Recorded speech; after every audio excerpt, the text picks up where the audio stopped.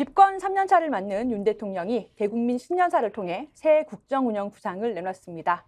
민생과 경제를 국정운영의 최우선 순위로 두겠다면서도 이권, 이념에 기반 둔 패거리 카르텔 반드시 타파하겠다고 강조했는데요. 윤석열 정부에 대한 중간평가와 입법부를 장악한 더불어민주당에 대한 평가가 동시에 이루어지는 2024년 총선. 오늘 투표한다면 과연 국민은 어느 쪽을 선택할까요?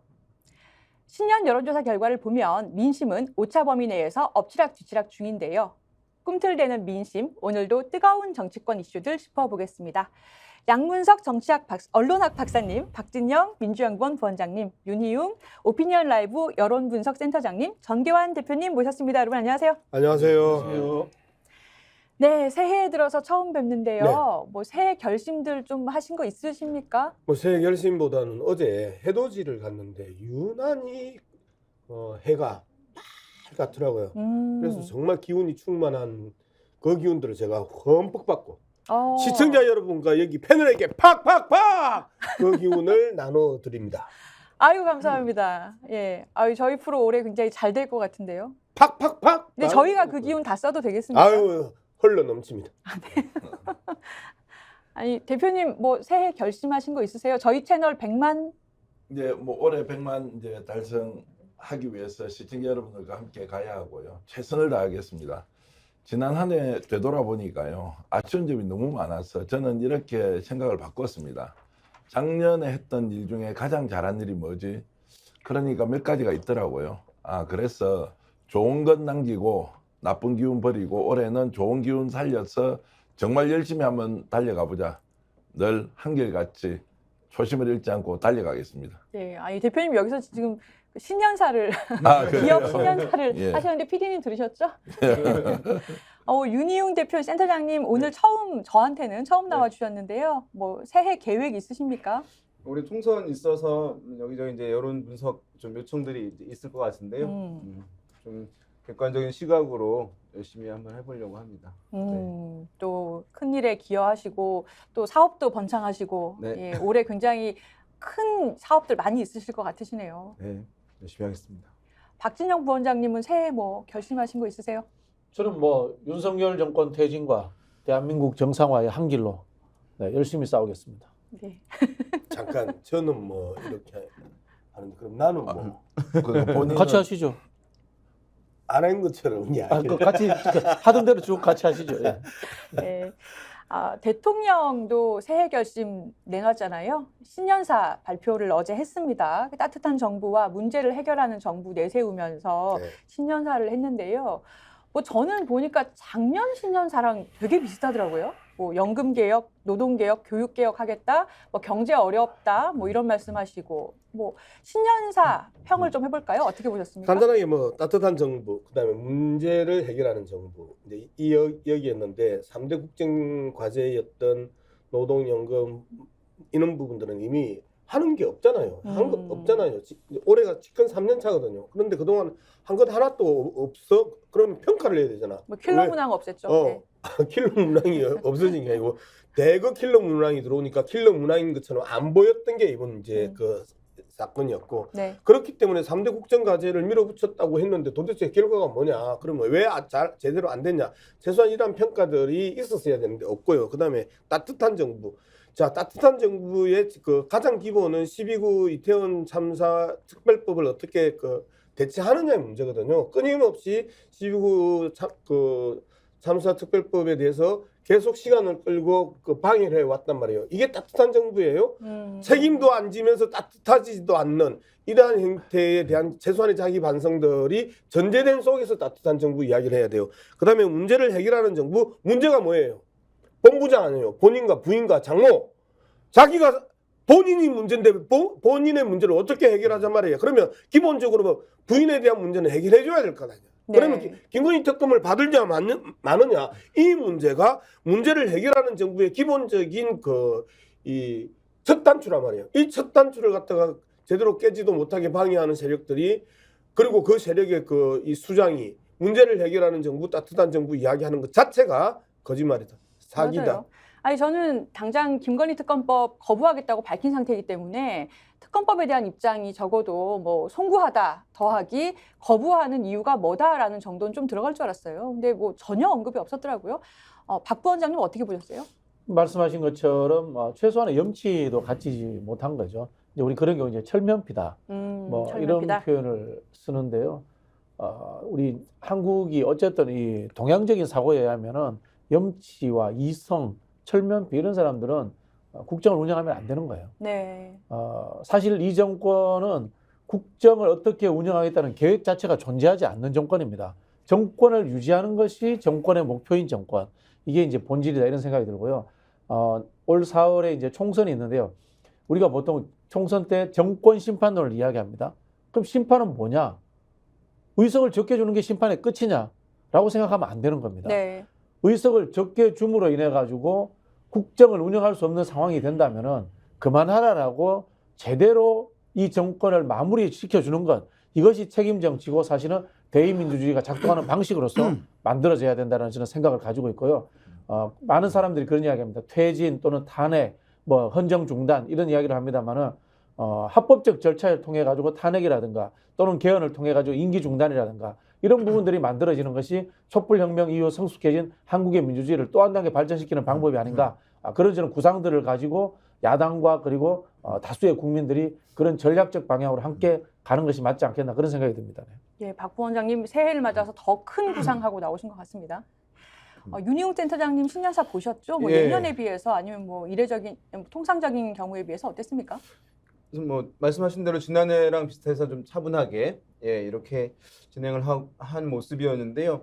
지난번 이제 한동훈 비대위원장의 취임 이제 기자회견 때 보면은 많은 분들이 이제 전망을 하기를 겸손 모드로 나올 것인가 공세 모드로 나올 것인가 아니면 두 가지를 좀 섞을 것인가 이렇게 네. 예상들을 많이 해서 사실은 선택지 중에 예상 선택지 중에 일관되게 공세 모드로 할 것이라는 것은 대부분 없었는데 그것이 이제 선택되었던 것이거든요. 그러니까 굉장히 강경하게 공세 모드로 이제 나왔고 선거를 그렇게 치르겠다라고 했는데 이번에 대통령의 신년사에도 사실 그 흐름이 이제 같이 담겨 있는 것 같아요. 그러니까 뭐냐 하면 이권 카르텔이라든가 이제 이건 야권 또 진보 성향층 진영을 타겟으로 한 이제 그런 발언들을 분명히 이제 규정을 하게 함으로써 이번 총선에서 어쨌든 공격적으로 야당 심판론의 흐름으로 가겠다라고 하는 의지를 대통령도 사실은 이제 얼핏 드러내게 되어서 네. 지금 한동훈 비대위원장과 이제 여당과 이제 이렇게 뭐 흐름을 이제 맞추고 있는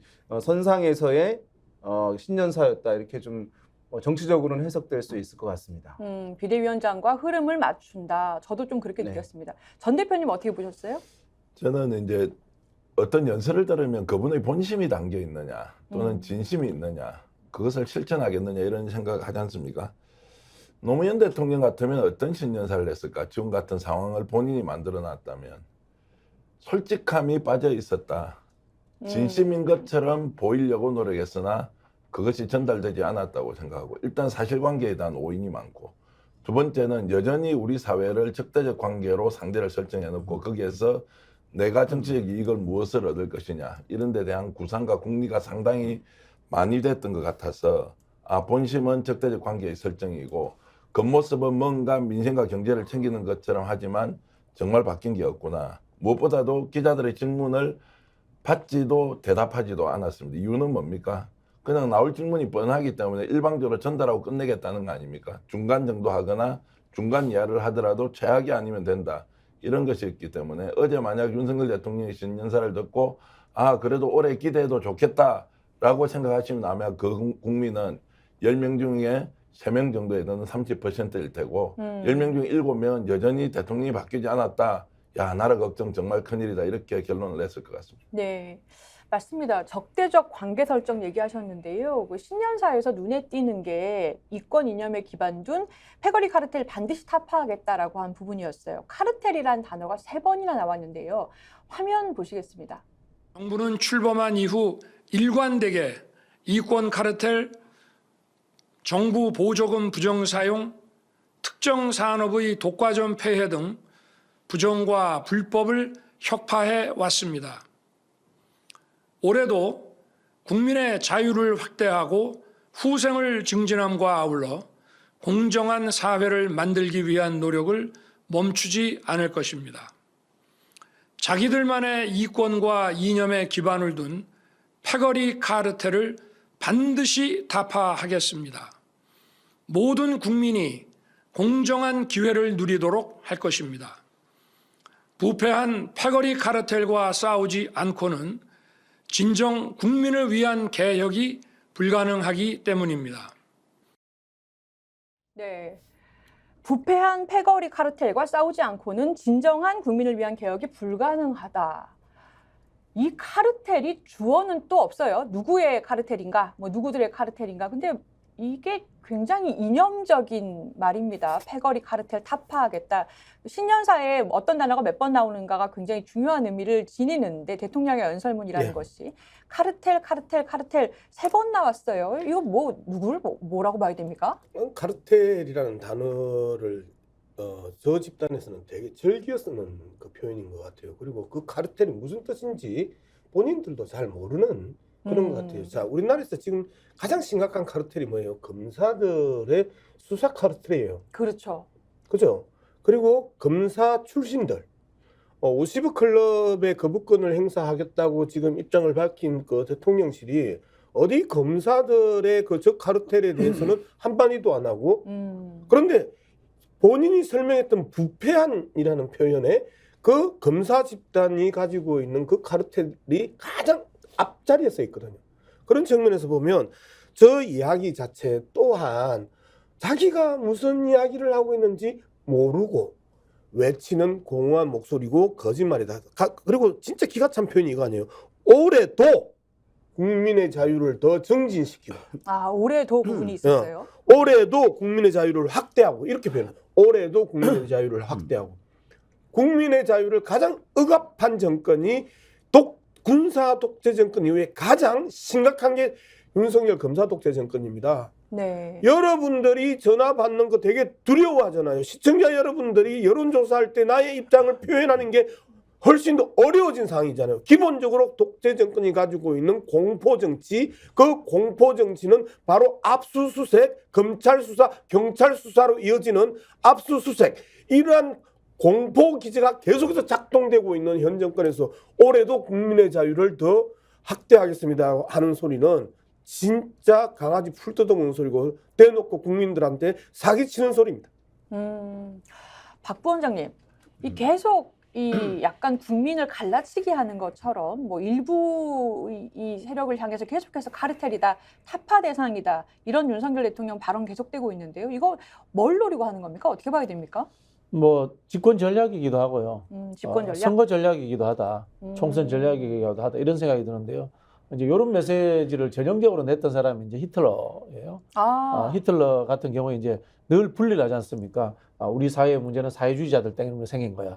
우리 사회의 문제는 영미 자본주의와 그 앞잡이인 유대인들 때문에 생긴 거야. 원인자를 바깥에서 그렇죠. 찾는다? 똑같이 히틀러도 카르텔이라는 표현을 씁니다. 그래요? 카르텔이라는 표현을 씁니다. 아유, 그렇게 해서 소름 돋는데요. 상대방을 공격을 합니다. 그렇게 하고 내부 결속을 시키죠. 그렇게 하면서 일부 국민들에게 대해서 적대심을 불러일으켜서 내가 존재하는 이유를 정당성을 보장받는 거죠. 결국은 어떻게 합니까? 파국으로 치닫는 겁니다. 그리고 또 선거 전략의 측면에서 이렇게 함으로 인해서 중도층들, 무당파층들이 정치 혐오로 해서 떨어져 나가게 하는 거죠. 그래서 지난 대선과 똑같은 양극단의 지지층들을 대결 구도로 직결시키면 보수 지지층들이 많기 때문에 할만하다라는 그런 전략적 판단을 전체적으로 하고 있다. 그런 생각이 듭니다. 이제 보면 선거와 이제 맞춰진 측면도 이제 있어 보입니다. 사실은 네. 약간 아쉬운 것은 이제 대통령이니까 국민 전체의 대통령이니까 통합을 하고 보듬고 이제 분열되지 않도록 하는 것들, 이런 것들 가치와 지향을 보여주면 좋았을 텐데, 선거에서 이제 이런 우리가 흔히 프레임 많이 하는데, 프레임이라는 거 어쨌든 이렇게 현상을 바라보는 시각이잖아요. 선거에서 이제 FM들이 있습니다. 뭐냐 하면 어떤 선거에서 여러 정치 세력들이 있는데 한쪽은 기득권이고 한쪽은 혁신 세력이고 또 한쪽은 과거고 한쪽은 미래고 한쪽은 분열이고 한쪽은 통합이고 또 한쪽은 낡은 거고 한쪽은 새로운 거고. 그럼 좋은 것을 얻게 되는 이미지를 얻는 쪽이 선거에서 다소나마 이제 유리하게 되는 거예요. 그래서 네. 이제 항상 이렇게 프레임으로 규정을 하고 한쪽은 이렇고 우리는 이렇 좋은 것이다라고 규정을 하고 우린 좋은 쪽으로 상대는 나쁜 쪽으로 계속 규정을 하는 것입니다. 선거라는 것은 이게 규정을 하는 거예요. 그러니까 우리가 보면 초등학교 때 이런 장난 해보셨는지 모르겠어요. 집에 가면 등에 뭐 이렇게 쪽지가 붙어 있어요.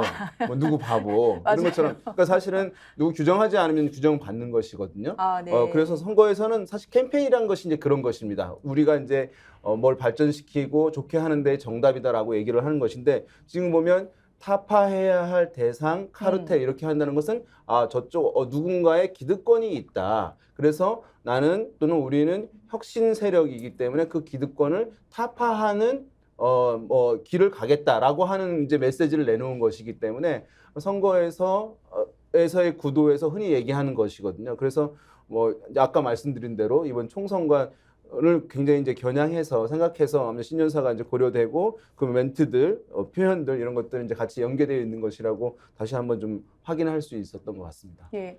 그러면 센터장님 그 한동훈 비대위원장이 계속해서 동료 시민 얘기하잖아요. 네네. 그것도 좀 비슷한 전략입니까? 그러니까 동료 시민 사실 이제 정치학에서 외국에서 좀 나온 표현이긴 합니다. fellow citizen이라고 해가지고 네. 하는 것인데 한국에서는 약간 생소한 개념이긴 한데 일본 이제 학자들이 써오긴 했는데 호응을 크게 얻는 것은 아니고 사실은 이제 좋은 말이죠. 그 자체는 왜냐하면 어떠한 일이 있을 때 우리가 공동체적 마인드를 갖고 함께 주체적으로 행동한다는 이제 의미를 갖고 있는 것이기 때문에 이제 우리가 개별적인 별개의 주체가 아니라 공동체를 강조하는 측면이기 때문에 그 자체로는 사실은 뭐 긍정적 의미를 담고 있을 텐데 그 얘기를 잘 들어보게 되면 여기 동료 시민도 사실은 방금 말씀드린 대로 이렇게 갈라치기의 느낌들이 전달이 되는 거예요. 그러니까 제가 그러니까 예. 동료 시민이 있다면 비동료 시민도 시민이 있다는 있으니까. 거잖아요. 예. 만약에 내가 그 어떤 사람인가? 사회적인 어려움이 있을 때 이것을 하면서 우리 공동체성을 강화하자는 표현으로 한다면 사실 그 말의 파괴력이나 긍정적인 의미가 더 커질 텐데 지금처럼 분열이 되어 있고 선거를 앞두고 세력이 갈라져 있는 상황에서 이 표현을 쓰게 되는 것이니까 저쪽 세력과 우리 세력이라고 하는 것을 분명히 하는 것이니까 한동훈 장관의 실제 동료 시민을 어떤 의미로 이제 쓰는 것인지 모르겠습니다만은 실제 대중적으로 비춰지는 것은 시민들을 아니면 유권자들을 구분을 해서 지지층들을 구분을 해서 하겠다고 하는 이제 선거와 연결되어서 이것을 사용하고 있구나라고 하는 것이 뭐 그렇게 전달이 되고 있는 측면이 강하다고 생각할 수 있습니다. 뭔 뜻인지 모르고 쓰는 거예요. 쉽게 말하면 이런 겁니다. 동료 시민이라는 이야기를 쓴 거는 우리는 이제 공동체와 사회적 책임을 같이 하는 동료들이 존재하는 거고 네. 타인은 특권과 이권에 있는 층들이다라고 이렇게 한쪽을 이제 떼내는 거예요. 이게 노태우가 썼던 보통 사람들하고 비슷한 이야기인 겁니다. 근데 노태우가 보통 사람이 아니잖아요. 그렇죠. 쿠데타 공동주범에다가 사성장군 출신에다가 그렇죠. 특권층입니다. 그럼에도 본인이 보통 사람이라고 이야기를 하면서 기존에 있던 YS나 DJ 이런 정치인들을 구정치인, 특별한 사람들로 몰아가는 갈라치기 전략의 하나로서 쓴 거거든요. 근데 이게 동료 시민이라는 뜻을 모른다라는 게 이 네. 동료 시민이라는 표현을 이 학술적으로 첫 번째 나온 거는 동료라는 것도 중요하지만 시민이라는 이야기가 굉장히 중요합니다. 우리 이제 헌법이라든가 모든 영역에서 국민이라는 표현을 쓰잖아요. 네, 근데 네. 이 국민이라는 표현이 가지고 있는 것들이 하나 이제 신민의 개념, 맞습니다. 그다음 국가주의적 개념이 존재한단 말이에요. 나라의 민이다. 그렇죠. 이거죠. 나라의 민이다라는 것이 존재한단 말이에요. 그러다 보니까 헌법이라든가 이런 걸 개헌하자 이런 이야기 나올 때 국민을 사람으로 바꾸자 또는 시민으로 바꾸자라는 이런 이야기들이 많이 있습니다. 그런 개념에서 국민이 아니고 시민이라는 용어를 썼던 거고요. 거기에 덧붙여서 이제 공동체주의라는 것이 붙어서 동료 시민이라는 것을 썼던 건데 지금 한동훈 위원장이 쓰는 것은 그런 본 뜻은 아예 모르고 제가 보면 모른다고 봅니다. 모르고 다만 본인들의 카르텔에 있는 동료들은 좋은 동료 시민이고 상대방에 있는 사람들은 특수하다는 것을 갈라치기 위해서 썼다라고 저는 그렇게 보여집니다. 그러니까 이제 예. 카르텔하고 동료 시민이 동의어죠. 카르텔하고 동의어고 동의어다. 카르텔은 때려잡을 대상이고 그리고 동료 시민은 결집시켜야 될 시민이고 이 개념이고 그 다음에 윤석열 대통령이 집권하면서 카르텔이라는 단어를 계속 쓰면서 윤석열과 하면 떠오르는 몇 가지 단어 중에 하나가 카르텔인데 한동훈이 딱 등장하면서 뭔가 새로운 모습, 뭔가 다른 모습, 뭔가 차별된 모습을 보여줘야 되는데 내용이 충분하지 않고 정책이 충분하지 않고 그리고 건드릴 수 있는 영역이 너무 제한적이기 때문에 예를 들어서 김건희 특검을 도이치모터스 특검이라고 이야기할 정도로 본부장에 대한 기본적인 그 비판을 할 수 없는 상황에서 뭔가 이미지를 바꾸려고 하니까 한계를 그 써와야 돼. 그런데 이것도 정치적으로 우리끼리 우리 패거리 이렇게 그 정리하려고 보니까 동료 시민이라는 이야기를 누가 해줬던 모양이죠. 그러니까 이젠 동료 시민은 한동훈의 트레이드 마크. 윤석열이 처음 등장했을 때 원칙과 상식, 공론과 상식을 트레이드 마크로 삼았다가 집권한 이후에 끊임없이 검찰 권력의 그 과다한 이 행사 과정에 있어서 나타났던 카르텔 이렇게 이제 부정적인 개념과 윤석열이 그 붙어가니까 한동훈은 좀 긍정적인 개념으로 패거리를 그 선회에서 약간 더 좀 더 포장해서 예. 동료 시민이라는 단어를 좀 썼다. 그럼 다시 한번 설명하면 이런 겁니다. 전두환 군사 정권 있잖아요. 네. 노태우는 보통 사람의 시대라고 하면서 전두환과 차별을 합니다. 똑같은 지금 작전을 쓰고 있는 거예요. 윤석열을 살짝 뒤로 화면 뒤로 빠지게 하고 본인이 새로운 인물로서 새로운 가치를 지닌 인물로서 등장하는 것처럼 포장하기 위해서 이런 표현을 쓴 건데요. 저는 이제 언론에서 이런 표현을 자주 써줄 거라고 봐요. 네. 그게 프레임이에요. 그게 프레임입니다. 그래서 야권에서는 이런 것에 대해서 말리지 말고 뭐 특별히 해석해 줄 필요도 없어요. 왜? 본인도 잘 모르고 썼을 거기 때문에. 네. 근데 우리는 조금씩 해석해줘야지. 우리 평론가니까 어쩔 수 없이 합니다만. 지금 우리는 오늘도 두 분 사이가 좋으십니다. 조금씩 네, 전 대표님. 해석해줘. 패거리 카르텔 이제 이러면 첫 번째 대통령이 쓸 단어 맞습니까? 그냥 패거리다. 깡패예요. 국민들이 깡패 그냥 예를 그렇죠. 들면 정치적 반대자, 경쟁자는 그냥 깡패 조직원들이에요. 그래서 패거리라는 말을 씁니까? 그 다음에 카르텔이라는 말은 공정거래법에 보통 상행위에 쓰는 거예요. 담합을 해서 어떤 특정한 목적을 위해서 뒤에서 불법적인 방법으로 뭔가 결탁하는 것을 카르텔이라고 그러지 않습니까? 그렇습니까? 지금 우리 사회가 안고 있는 기득권의 횡포 또는 문제점이라는 것이 결국 법적 제도적 장치 안에서 국회는 국회대로 카르텔, 기득권 구조 있지 않습니까? 행정부는 기득권 없습니까? 철밥통들, 고위직 공무원들 퇴직하자마자 산악인이나 다 진짜 들어가가지고 저끼리 해쳐먹지 않습니까? 더 심한 것은 이 정부 들어서 검찰이 하는 행태 보십시오. 저게 카르텔 수준이 아니면은 집단적인 폭력 행위를 하는 집단이에요. 대통령실은 어떻습니까? 김건희 여사는 그러면 널름널름 명품백 받아 먹습니다. 그것은 뭐예요? 그게 부패고 범죄 아닙니까?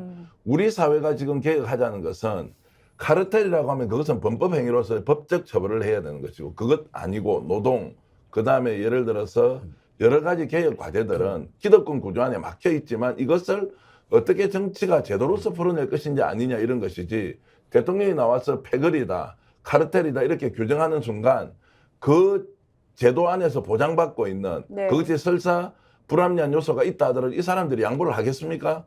그래서 사회적 대타협이라는 얘기를 하는 거고 무엇보다도 대통령은 그런 부분에서 우리 사회가 안고 있는 문제를 어떻게 구조적으로 혁파할 것인지 대타협을 통해서 뭔가 사회적 합의를 도출해야 되는 의무를 가진 사람이에요. 그렇죠. 만약 이분이 이 나라의 진짜 주인 같으면 이렇게 하겠습니까? 국민들 다 끌고 가야 되고 그 안에 각기 이해관계가 다 다릅니다. 그 다른 목소리를 어떻게 조율하고 합의시켜서 미래의 대한민국을 건설할 것이냐. 이러면은 안아도 될까 말까 한 것을 신년사에서 패거리다, 카르텔이다 맞아요. 이렇게 하는 이것을 어떻게 진심 어린 대통령의 신년사라고 할 수 있느냐 이렇게 말씀드릴 수밖에 없습니다. 지금까지 정기안의 정치 특강이었습니다. 강의했으면 죄송합니다. 아니 전 대표님 출마하셔도 될 것 같습니다. 아이고 죄송합니다. 예, 구상을 출마자기. 현실화를 시키셔야 예. 될 것 같습니다. 대구에. 맞습니다. 아니 양 박사님 그 신년사 마친 뒤에요 네. 대통령께서 기자실 방문하셔가지고 김치찌개 먹자고 하셨다고 그래요. 그러니까 올해도 김치찌개 같이 먹으며 여러분과 시간을 가질 수 있도록 하겠다. 올해 더 힘내자 이렇게 얘기하셨다는데 기자들이 바라는 거 사실 김치찌개 아니고 기자회견 아니에요? 예. 말 그대로 신년사를 하고 나면 그 기본적으로 이 기자들하고 오고 가는 질문들과 답변들을 하면서 이제 그 국정의 그 구상들을 설명해 주는 자리잖아요. 그렇죠. 이제 그런데 신년사 발표하고 바로 들어가 버렸잖아요. 그리고 이제 기자실 들려가지고 올해도 김치찌개는 이것도 도짜도 웃겨. 여전히 그러면 작년에는 했냐? 용산 가가지고 처음에 뭐 이 도 스태핑인가 대도 안 맞아요. 하는지 예. 몇 번 하다가 그 몇 번 욕도 먹고 그리고 그 2022년 11월 이후로 안 하고 있죠. 소통을 잘라버린 거잖아요. 대통령실 옮긴 이유가 그 소통하겠다고 옮겨가지고 소통을 잘라버렸단 말이에요. 맞아요. 그렇기도 예. 했죠.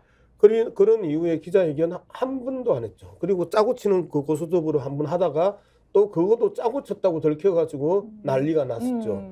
그러면 지금 상황에서 기자들에게 김치찌개를 먹자 이렇게 하면서 기자들 매수할 생각하지 말고 그냥 공개적으로 좀 하세요. 좋은 걸 사주셔야지.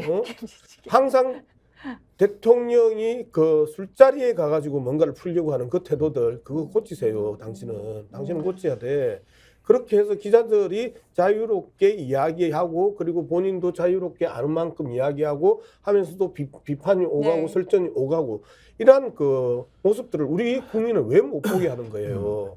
그래서 제발 김치찌개 가지고 그 폭탄 좀 몇 점 말아가지고 기자들 매수할 생각하지 말고 더 당당하게 더 공개적으로 나오세요. 당신의 미천이 천박함을 우리는 이미 알고 있기 때문에 더 실망할 것도 없습니다. 네. 그 보통 기자실에 가면 이제 네. 기자들한테 이번에 그 신년에 우리 질의응답 못해서 좀 미안한데 여러 가지 할 이야기 있는데 좀 양해 좀 해주세요. 맞아, 그 경험이 있으시죠, 이런 기자. 정도로 얘기를 해야 되죠. 예. 김치찌개 뭐 올해도 먹읍시다 이 정도 가면 그 기자가 어떤 느낌이겠습니까? 아마 국민들이라 생각하면 대통령이 국민을 이미 대상화하고 있고 네. 기자도 대상화하고 있고 모든 것은 자기 기준과 관점에서 그냥 하고 싶은 대로 얘기하고 마는 거죠. 제가 사실은 보수적 성향을 가진 지방자치단체장 한 사람을 저는 이제 알고 있는 분은요. 진짜 그 지자체 하면서 자기가 주인인 것처럼요. 그냥 여기에서- 홍준표라고 이야기해. 아닙니다. 네, 홍준표 시장은 아니고 전남에 있는 대구시장님. 한 시장 한 분은 보니까 네. 진짜 이 도시가 자기 것처럼요. 예. 모든 걸 희생하고 헌신하고 새벽부터 밤늦게까지 잠잘 때까지 그 도시에 대한 걱정과 그 시민에 대한 걱정밖에 안 하면서 너무 워커홀릭 정말 업무 중독 상태여서 옆에서 말릴 정도로 뛰는 사람. 네. 저는 그분의 정책 성향이 맞다 안 맞다를 떠나서 최소한 국가 지도자라면 국민을 대표한다면 네. 어떤 행동으로든 그것이 진심으로 드러나야 되고 평가받아야 되는데 정말 우리 대통령 보면 어떻습니까? 우리라는 네. 표현도 요즘은 정말 어색해서 쓰기가 어려운데 윤석열 대통령 보면 어떻습니까? 예. 그런 거 느껴집니까? 아니 내가 뽑아준 사람, 우리가 뽑아준 사람, 대한민국 대통령인데 정말 우리나라 대통령처럼 보입니까? 그런 말씀 드리고 싶습니다. 뽑아줬대. 저도 있지? 있지? 찍으셨나요? 정기한 있지? 그러니까 일찍이든 일찍이든 경상으로 그것은 남았습니다. 묻지 마시고요. 제가 말씀드린 것은 누구든 선출되면 우리 대통령이고 우리나라 대통령으로서 감싸시는 건가요? 아니 감사하는 것보다는 이제 그런 공적 의식을 가지고 대통령이 정말로 국민에게 모범과 헌신을 보여야 하는데 그렇냐고요. 정말 너무 아니어서 제가 이렇게 비판하는 예, 겁니다. 윤희용 센터장님, 네. 그 기자회견 관련해서요. 예. 이제 신년에 원래 매번 다들 기자회견 하시잖아요. 근데 윤 대통령께서 취임 후 100일 기념 기자회견 한 뒤에 안 하고 있는데 뭐가 걸려서 못 하는 건가요? 안 하는 건가요? 이제 뭐 하면 이제 부정적 효과가 크기 때문에 아마 선택을 이제 한 것이라고 생각할 텐데요. 이제 도어 부정적 효과. 스토핑을 해서 사실 처음에는 이제 뭐 의도는 강하게 가지고 있었고 자신감이 상당히 높았다고 생각이 듭니다. 기존의 대통령들과 다르게 적극적으로 어쨌든 스킨십을 하게 되면 소통을 하게 되고 그러면 다른 이제 시민들과 이제 우적으로 격의 없이 얘기를 잘하는 소통 대통령이라고 하는 인식을 얻을 것이라고 하는 생각을 이제 막연하게 가졌던 것 같아요. 하지만 너무나 이제 국가 정책이라는 것들이 첨예하게 있는 것이고 정치적 사안들이 있는 상황이니까 거기서 말 한마디 표현 하나에 따라 가지고 또 다른 이제 사회적 갈등을 촉발하고 그것이 대통령의 부정적인 인식으로 바뀌고 그것이 국정 운영에 부담이 되는 현상들 사실은 쉽게 나타날 수밖에 없는 것인데 그것을 이제 굉장히 쉽게 선택을 했는데 멈춘 것도 아마 제가 봤을 때는 윤석열 대통령이 이제 개인적인 마음에서 멈추지는 않았다고 생각되고 주변 참모진에서 이제 강력하게 요청을 건의를 해서 아마 받아들인 것이라고 생각할 수 있을 텐데요. 그 연장선상에서 이제 이것도 봐야 될 것 같습니다. 왜냐하면 국정 전반에 대한 사항을 굉장히 사실은 신중하고 정교하게 얘기를 해야 되는 것인데 윤석열 대통령이 굉장히 어쨌든 본인의 생각, 소신들, 어떤 방향들이 굉장히 좀 보수적 가치를 굉장히 좋아하면서 한쪽으로 좀 치우쳐 있는 모습들, 표현들, 단어들이 많이 있는 것이니까 이 기자회견 하게 되면 준비되지 않은 상황에서 질문 답변하다 보면은 그런 것들이 나올 수밖에 없거든요. 그것이 이제 사실은 더 논란을 야기할 것이라고 하는 이제 비판들 도어 스태핑에서 확인된 것이 오히려 아마 이제 논란만 기자회견에서도 자유롭게 질문을 받고 답변하는 것은 해서는 안 된다라고 하는 것이 아마 이제 어느 정도 합의가 되었기 때문에 이렇게 한 것인데 다만 이제 이것을 언제까지 가져갈 수는 없는 것입니다. 왜냐하면은 대통령 불통이 이제 또 계속 커질 수밖에 없는 것이고 그것이 또 하나의 그렇죠. 또 부담이 되는 것이기 때문에 아마도 이제 약간 다른 형태로 해서 질문을 받고 답변을 하는 그러니까 우리가 예전에 보면 약간 세팅이 된 형태로 질문자가 있고 질문 내용들을 좀 파악을 하고 답변 내용을 좀 알아서 얘기하고 하는 정도의 흐름들은 아마 좀 기획을 뭐 하지 않을까 그렇게 해서 그런 것들로 선보이지 않을까 생각됩니다. 예, 안 그래도 그 동아일보에서 신년 기자회견 해야 이렇게 아예 사설을 내기도 했고 그 뭐 나중에 국민들을 모셔놓고 민생 토론회 형식으로 업무 보고를 하겠다. 신년 대통령 업무 보고 뭐 그런 식으로 하겠다. 뭐 이런 얘기도 했더라고요. 그 국민을 무시하는 거예요. 어. 김치찌개가 뭐 구멍으로 넘어갑니까? 음. 이게 대통령실 출입하는 기자들 같으면은 언론계에서 굉장히 엘리트들이에요. 예, 그래서 맞아요. 사실 모멸감을 느껴야 돼요. 정치 이야기, 그다음에 국가를 어떻게 김치찌개나 운영하겠다는 먹자. 이야기를 하다못해 백풀 형태라도 이야기하는 것이 아니고 김치찌개를 먹으러 합시다. 예. 이거 뭐 무시하는 거다 이렇게 보여지고요. 혼군, 우둔한 군주들은 국민들과 신하들, 언론기관조차도 자기와 똑같이 취급합니다. 연산군이 사관원과 홍문관을 폐지했다라고 제가 알고 있어요. 정확하게는 제가 역사가 아니라서 모르겠는데 똑같은 짓을 하고 있는 겁니다. 그런 게 필요 없는 거예요. 이게 언제적 습성이 가면은 검찰 때 습성이에요. 검찰이 어떤 자리입니까? 주요 수사 정보라는 것을 본인들만 가지고 있으니까 네. 수사 정보 내용을 가지고 기자들한테 선택적으로 줄 수 있는 겁니다. 왜? 나는 모든 정보를 가지고 심판하는 자리에 있는 위대한 사람이니까. 저는 그 사고의 특권의 사고를 그대로 똑같이 대통령이 되어서도 국민들과 언론을 통해서 그런 자신의 언론관, 대국민관을 내비치고 있는 거다. 그런 생각이 듭니다. 네. 시간이 지나면 지날수록 네, 기자회견은 더더욱 힘들어집니다. 왜 그러냐면 그렇게 보세요. 그 대통령이 되자마자 그 도스팅 할 때까지는 자기가 저지른 일들이 크게 없었어요. 그래서 남 탓하면 되고 전 정부 탓하면 되고 야당 탓하면 되는데 이제는 3년차 들어오면서 이제는 성과를 보여줘야 되는데. 본인이 저질러 놨던 일들이 많아요. 어. 그리고 언제든지 지적받을 때 답을 할 수 없는 현상들이 계속해서 심화된단 말이에요. 예를 들어서 김건희 특검 진짜 거부권 할 겁니까? 김건희 아무 죄가 없다고 생각하십니까? 장모님 죄 없다고 생각하십니까? 그렇죠. 본인이 이야기했던 부분이 사실입니까? 그런 질문 나오죠. 이런 질문 나오면 이제 받을 수가 없는 거잖아요. 어. 이태원 참사 왜 대응하지 않습니까? 그렇죠. 그게 따뜻한 정부의 기본적인 태도입니까? 이렇게 이야기했을 때 대답을 할 수 있겠어요?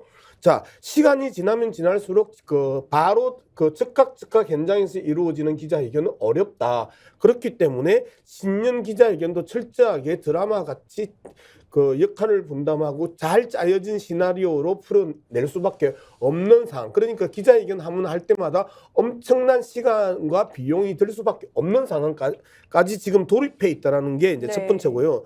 두 번째 청와대 대통령실 출입 기자 이 부분에 대해서 이제 좀 지적을 해야 됩니다. 그 회사에서 최고의 에이스들이 갑니다. 그리고 그 회사 최고의 에이스들이 가가지고 국정 운영을 감시 견지하는 게 아니고 그 회사의 이익을 보존하기 위해서 뜁니다. 대체로 신문만 있는 언론사들보다는 네. 방송과 신문을 같이 가지고 있는 언론사 같은 경우에는 말 그대로 자사의 이해관계를 관철시키기 위한 말 그대로 에이전트 정도의 역할을 수행하는 게 청와대 출입기자들의 모습이란 말이에요. 그렇기 때문에 김치찌개 사주면 침 질질 흘리고 달려갈 가능성이 높다. 나는 이렇게 보고 있고요.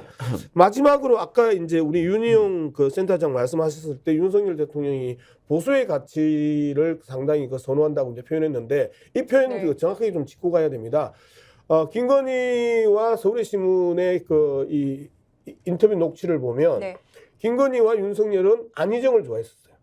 그리고 진보적 가치를 옹호하는 것처럼 그때 이야기를 했었어요. 네. 그리고 나서 갑자기 대통령 후보로 나서기 시작하면서 보수의 가치를 이야기했었어요. 그런데 우리가 알고 보니까 진보의 가치도 보수의 가치도 이념적 가치도 아니었다. 말 그대로 본인과 부인과 장모와 그리고 자기를 따르는 꼬봉들, 자기의 패거리들의 이해관계에 철두철미한 사람이었다. 네. 이런 모습들을 우리는 이미 확인했단 말이에요.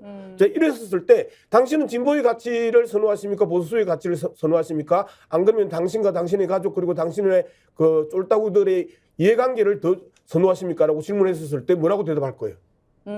기자회견 못하는 네. 거예요. 지금 댓글 보니까요. 하늘꽃님께서 오뎅 먹으며 술 먹지 마! 라고 일가를 해주셨고, 여름엔 수박님께서 언제쯤 기자회견 할지 예측해 주세요 하셨는데, 기자회견 할까요? 1월 중에 하지 않겠습니까? 지금 1월 뭐 중에? 어떤 식으로든 해야 된다는 이야기 많으니까요. 근데 이제 그 기자회견 내용 중에 자, 김건희 특검 어떻게 할 거냐? 명분백 수수 문제 어떻게 생각하느냐? 세 번째 양평 게이트 이 질문 안 나오지 않습니까? 그것은 기자들이 필수적으로 물어야 할 질문인데 빠져 있으면 네. 결국 대통령은 선택적으로 질문을 받고 대답할 가능성이 높다. 그래서 쇼다. 이런 거고요. 국민이 요즘 얼마나 똑똑해져야 되느냐면 어제 신년사 하고 난 뒤에 대다수 보수 언론들이 대단한 내용의 신년사를 했다. 민생과 경제를 19번 얘기하고 뭔가 대한민국이 새롭게 도약할 것처럼 네. 또 우리가 모르고 있던 사이에 작년에 대한민국이 경제 성과를 엄청나게 낸 것처럼 포장해서 하지 않습니까? 이거 아니라고 이제 반박하는 기사들이 소위 말하는 인터넷 언론을 중심으로 계속 나오고 있던데 이런 것들 네. 반영해주지 않고요. 오로지 대통령이 얘기한 것만 대서특필하지 않습니까? 그렇게 해서 먹힌다고 생각할 수도 있지만 제가 봐서는 그것이 먹히지도 않을 뿐만 아니라 이번 기자회견에서는 이런 부분들을 기자들이 좀 똑똑하게 물어야 되고 네. 거기에 대해서 질문으로 선택하지 않고 답변도 하지 않는다면 그것이 뭔지를 대통령실 출입 기자들이 바깥으로 적극적으로 알릴 필요도 있다 이런 말씀을 드리겠습니다. 자, 경제 문제 제가 하나만 예, 지적할게요. 문재인 정부 때 주가지수 3,300 기록했습니다. 지금 윤석열 정부 2,600입니다. 주가지수. 아, 그래요? 네, 그리고 작년 대비 무역량이 8% 줄었습니다. 엄청 위기네요. 무역량 자체가 8% 위기네요. 줄었습니다. 예. 그리고 무역 적자가 150억 달러 지금 기록했습니다. 네. 숫자만 보더라도 무조건 지금 경제 파탄의 위기입니다. 이거 거짓말 하시면 안 됩니다. 네. 뭐 아마 이제 전면적인 자유롭게 질문을 받고 답변을 하는 그런 형태의 기자회견은 제가 봤을 때 정치적으로 지금 상황에서 실시하기가 어려울 것으로 좀 보입니다. 왜냐하면 선거를 앞두어 있는 상황이고 좀 여러 가지 이제 공세 받을 사안들이 너무 많은 상황이기 때문에 이제 여사와 관련된 문제부터 해가지고 네. 경제와 관련된 문제들 어느 하나 좀 자랑해서 자신 있게 얘기해서 긍정적인 효과를 얻을 수 있는 것이 별로 없는 상황이어서 어려운데 이런 경우에 되게 이제 어떻게 하냐 하면 약식으로 이제 뭐 이렇게 질문자들 미리 정해놓고 하는 방법이 하나 있고 예. 또 한 가지 이제 어떤 언론사 하나를 정해가지고 질문하고 그것을 이제 답변하고 하는 형태 이런 것들을 1차적으로 하고 그다음에 약속된 형태로 좀 준비한 모습을 하고 이런 것으로 좀 대체하고 자유롭게 프리하게 이제 질문 답변하고 하는 것들에 쓴 부담 느껴서 이 정도로 가지 않을까 좀 예측해 볼 수 있을 것 같습니다. 총선까지 지금 99일 남았더라고요. 그래서 이 새해 때 여야 대표들이 뭐 하나 이게 좀 관심이 되는데 한동훈 위원장이 서울 그 국립현충원 참배를 했고요. 내일부터는 이게 위치가 전국 순회를 하긴 하는데 처음으로 하는 데가 대전이래요. 대전 찍고 대구, 그다음에 광주 순서로 간다고 해요. 이 위치가 무슨 의미가 있습니까? 박 부원장님 어떻게 보세요? 뭐 별로 의미 없죠. 별 의미 없는데 가능하면 부담되는 곳은 좀 늦게 가겠다. 오늘 왜 이렇게 시크하세요? 부담되는 곳은 좀 늦게 가겠다. 이런 의미인 것 같고요. 우리는 이제 한동훈 비대위원장에 대해서 민주당이 하나 빠뜨린 게 있어요. 네. 과연 한동훈 비대위원장이 들어오는 과정 자체가 민주적 정당성이 존재하는가라는 부분이에요. 사실 그렇지 않습니까? 이분은 뭐 정치한 경험이 없어요. 국민에 의해서 선출된 적이 없죠. 선출된 적이 없어요. 예. 그런 사람들이 이제 정당의 대표가 되어가지고 이거 네. 순행하는 겁니다. 예. 소황제가 순행하는 거예요. 전두환이 노태우를 찍어가지고 내무부 장관 시키고 네. 당대표 시키잖아요. 똑같은 거예요. 윤석열이 찍어가지고 법무부 장관 시키고 당대표 시키는 거예요. 근데 이 보니까 제가 보기엔 노태우보다는 좀 장세동에 가까워요. 네. 예, 스타일이. 예, 그러다 보니까 오히려 이 노태우는 그 전두환으로부터 약간의 자율성을 가지지 않습니까? 이분은 자율성을 가지지 못하고 김건희 특검을 막기 위해서 그냥 비대위원장 된 거예요. 그래서 저는 총선 승리보다는 김건희 특검을 막기 위해 가지고 임시적으로 이 국민의힘의 지지율을 높이고 그 다음에 언론의 동향을 유리하게 만들어가는 역할들을 하기 위해서 수많은 기획들을 하고 있고 국면 전환을 하려고 할 것이다. 저는 그렇게 보여집니다. 그 이야기 뭐냐면은 언론은 한동훈을 가지고 용비어천가를 만들어줄 거예요. 반대로 야당은 무시해야 됩니다. 음. 국면전환용 한동훈이기 때문에. 자, 제가 수정하겠습니다. 한동훈 신년 인사 국립대전현충원이네요. 전 서울로 알았는데 대전이고요. 예, 제가 좀 보탤게요. 예, 대전부터 가는 게 뭐 그만큼 충청권이 중요하다 이런 건가요? 댓글에 네, 여름엔 수박님, 대전이 만만하냐, 마음 하나님, 강주는 제발 오지 마라. 이제 이렇게 이제 댓글. 오늘 여름엔 수박님 올라왔는데. 아주 멘트가 좋으십니다. 제가 지난번에 그 한동훈이 그 비대위원장이 됐었을 때 그 이야기를 했었어요. 비대위원들을 누구 뽑느냐가 그 당 운영에 있어서의 기본적인 방향을 가늠할 수 있다. 그다음에 대통령이 장관을 누구를 그 찍느냐에 따라서 국정 운영의 방향을 에 대한 기본적인 메시지를 준다. 즉 인사가 방향의 메시지다. 이게 이제 기본적인 예, 정치 분석의 틀이었단 말이에요. 그렇죠. 그런데 윤석열 들어오고 나서 인선이 이후 국정 운영의 그 이 방향타를 가늠할 수 있는 척도가 안 되더라. 그냥 지난 사람 뽑으니까. 어차피 측근 나오니까. 예. 예. 그런데 한동훈이 비대위원을 뽑았는데 비대위원을 통해서 우리가 당 운영을 어떻게 할 것이다라고 하는 예상과 그 다음에 그 이 방향을 가늠할 수 없게 됐단 말이에요. 비대위원도.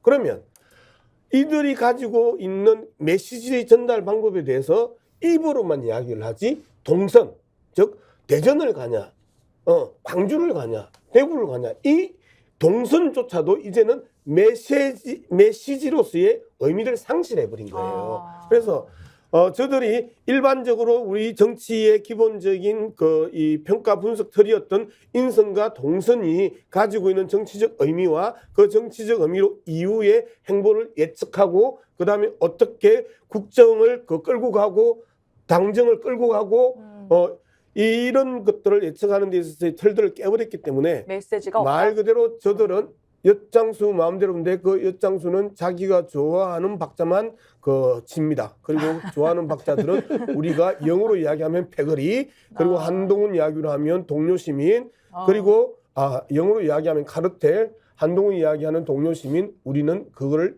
패거리라고 이야기합니다. 내일 유시민 작가님 나오시는데요. 오늘 다른 의미이긴 하지만 시민이 굉장히 많이 나옵니다. 예.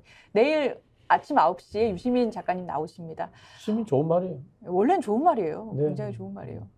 윤희용 센터장님, 네. 그 이재명 대표 행보도 좀 여쭤볼게요. 네. 그 김대중 노무현 두 전직 대통령 묘역 참배를 했고요. 그리고 오늘은 부산에 간다 그래요. 그러니까 네. 가덕도 신공항 부지 방문한 뒤에 평산마을로 가서 문재인 전 대통령 예방한다고 하는데요. 네.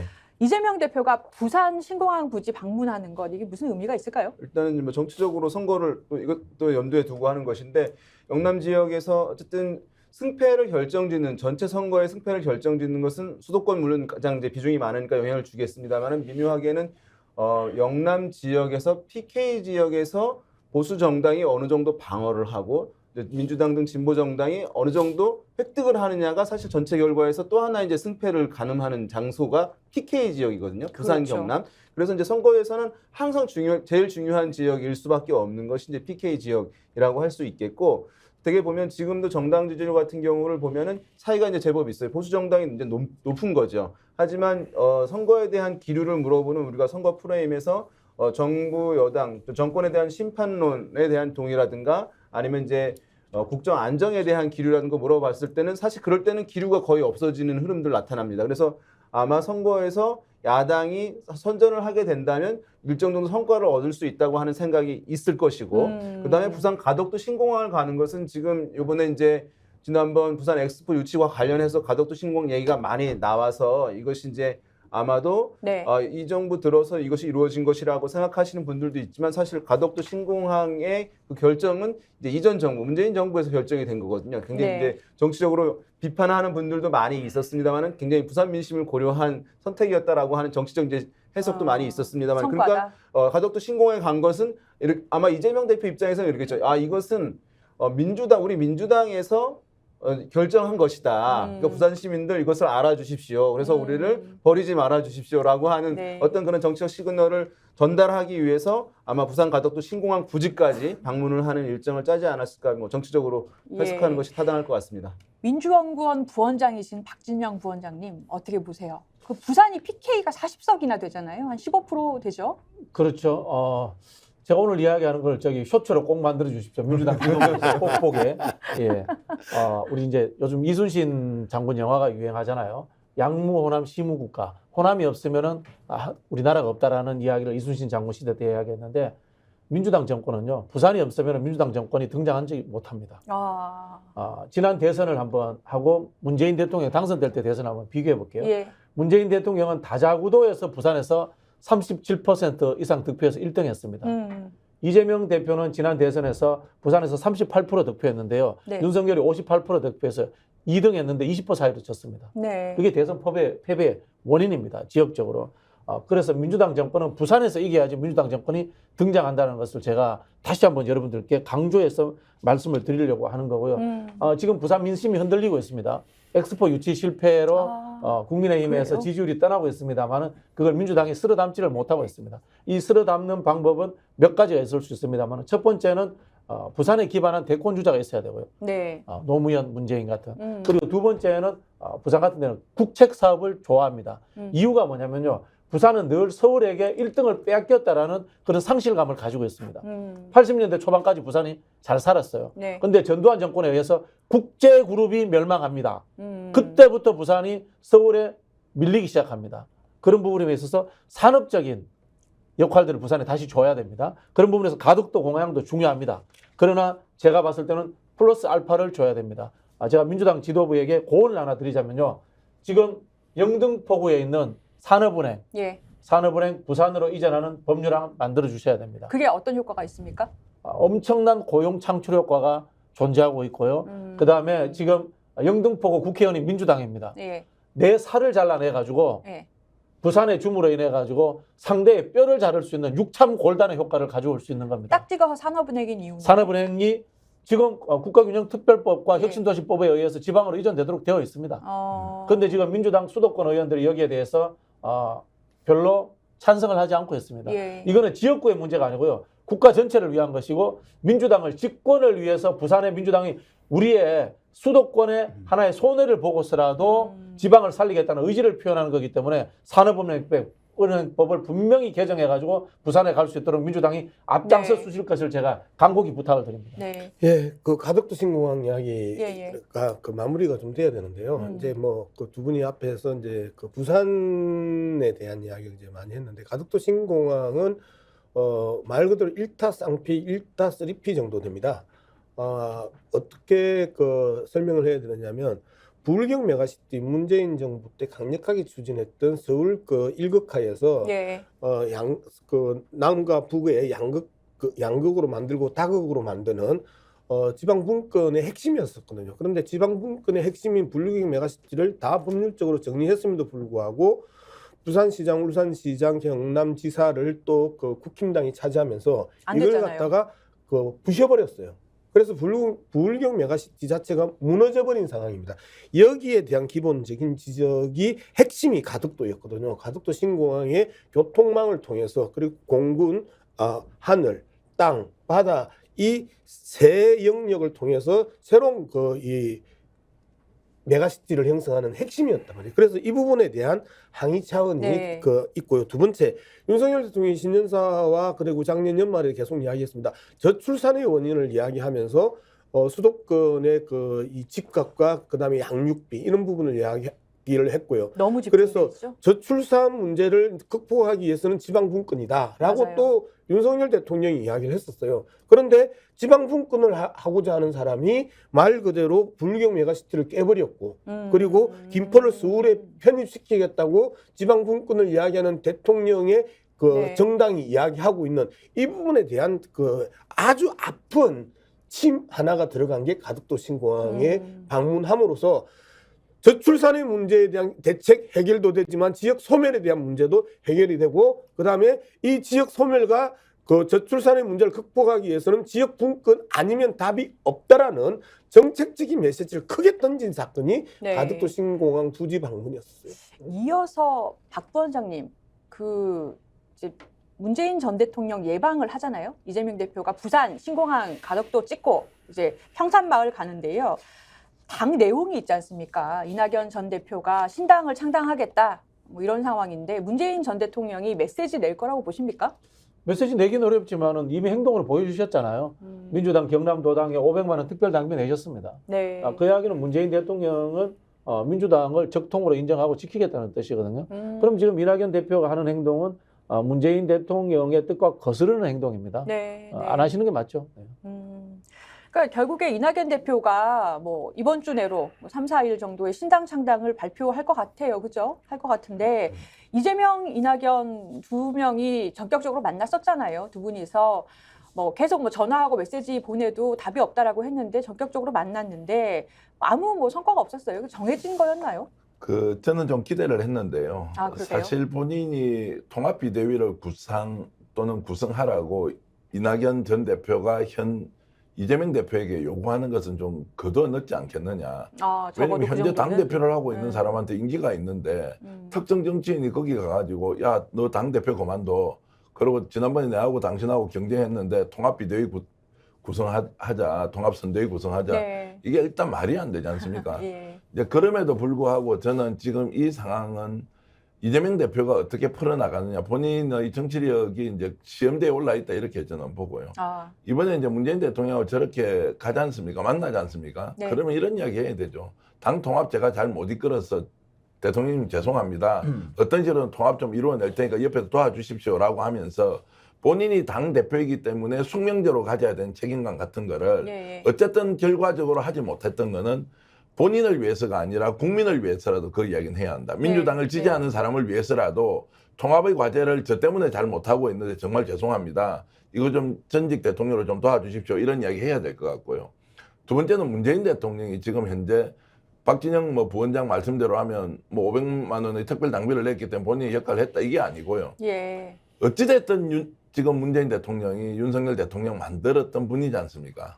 결과적으로 네. 거기에 대해서 단 한마디도 지금 메시지가 없습니다. 그럼 총선을 앞두고 국민들이 이렇게 실험에 빠져 있을 때 네. 전직 대통령으로서 그 당시에 검찰총장을 임명했고 지금도 예. 사실은 국정 운영을 사실상 농단 사태로 만든 현 대통령에 대해서 아무 소리 안 하고 넘어가는 것이 전직 대통령이 해야 되는 정말 정치적 발언의 마지노선이냐, 저는 그거 아니라고 보고요. 아닌 것은 아니라고 얘기해야 되고, 그리고 문재인 대통령이 노무현 대통령 같으면 이런 부분에서 어떻게 했겠느냐라는 네. 생각을 하면서 정확하게 정치적 메시지를 낼 필요가 있다고 저는 봅니다. 대통령의 개인 성품도 좀 차이가 있으시지 않겠습니까? 그런 걸 언급하실 성품은 또 아니시잖아요. 근데 그 성품 때문에 이렇게 된 거 잘 모르시겠습니까?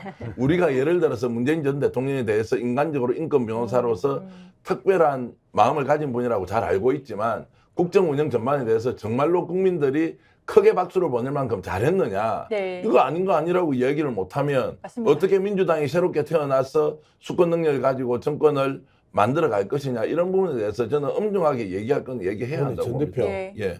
우리 앵커한테 왜 눈을 부라리고 그래? 아니, 갑자기 그런 흥분을 질문도 못해? 아니, 우리 앵커한테 왜 큰 소리를 치고 눈을 부라리고 그래? 갑자기 왜 꽁트를 하세요? 우리가 전체적으로 예. 너무 무거워. 예. 무거운데 어찌됐든 눈은 제가 더 큽니다. 대통령보다. 할 말 좀 했으면 좋겠어요. 아니 맞는 말씀이시고요. 윤희용 센터장님께 제가 나오시면 꼭 여쭤보고 싶었던 게 있는데 요새 윤석열 대통령이 자꾸 박 전 대통령 만나요. 박근혜 대통령. 그러니까 10월에도 만났고 11월에도 만났고 이틀 전에 그 용산으로 불러서 관저에서 점심 드셨더라고요. 근데 이게 네. 총선에 박심이 도움이 됩니까? 실질적으로 뭐 어떤 뚜렷하게 도움이 명확히 된다고 보기는 어렵죠. 사실은 왜냐하면 박근혜 전 대통령이 이제는 과거처럼 뭐 그런 콘크리트 지지층 기반을 가지고 있는 것은 아니기 때문에 그렇지만 되돌려서 보게 되면 윤석열 대통령이 처한 상황이 사실 그만큼 다급한 상황이라는 것을 다급하다. 보여주는 것입니다. 왜냐하면 윤석열 대통령 지금 지지 기반이 굉장히 허약해지고 있다라고 하는 평가들이 있잖아요. 근데 보게 되면 뭐 중도층이 상당히 민심을 이탈했고 중도층 같은 경우 보면 정말로 보면 뭐 대통령 지금 국정평가를 해서 잘한다라고 하는 응답이 30% 초반대 중반대 나오잖아요. 그러면 중도층에서는 한 20%밖에 안 되는 거예요. 네. 중도층 평가할 때는 거의 평균치는 맞아져야 되는 것이 일반적인 것이거든요. 그런데 그럼 보수층은 굉장히 강고하냐? 그것이 아니라 보수층도 보면은 전체 한 60% 내외 정도가 윤석열 대통령에 대해서 잘한다, 일을 잘한다라고 긍정평가를 하고 있어요. 네. 통상적으로 안정적인 일반적인 시기의 대통령들은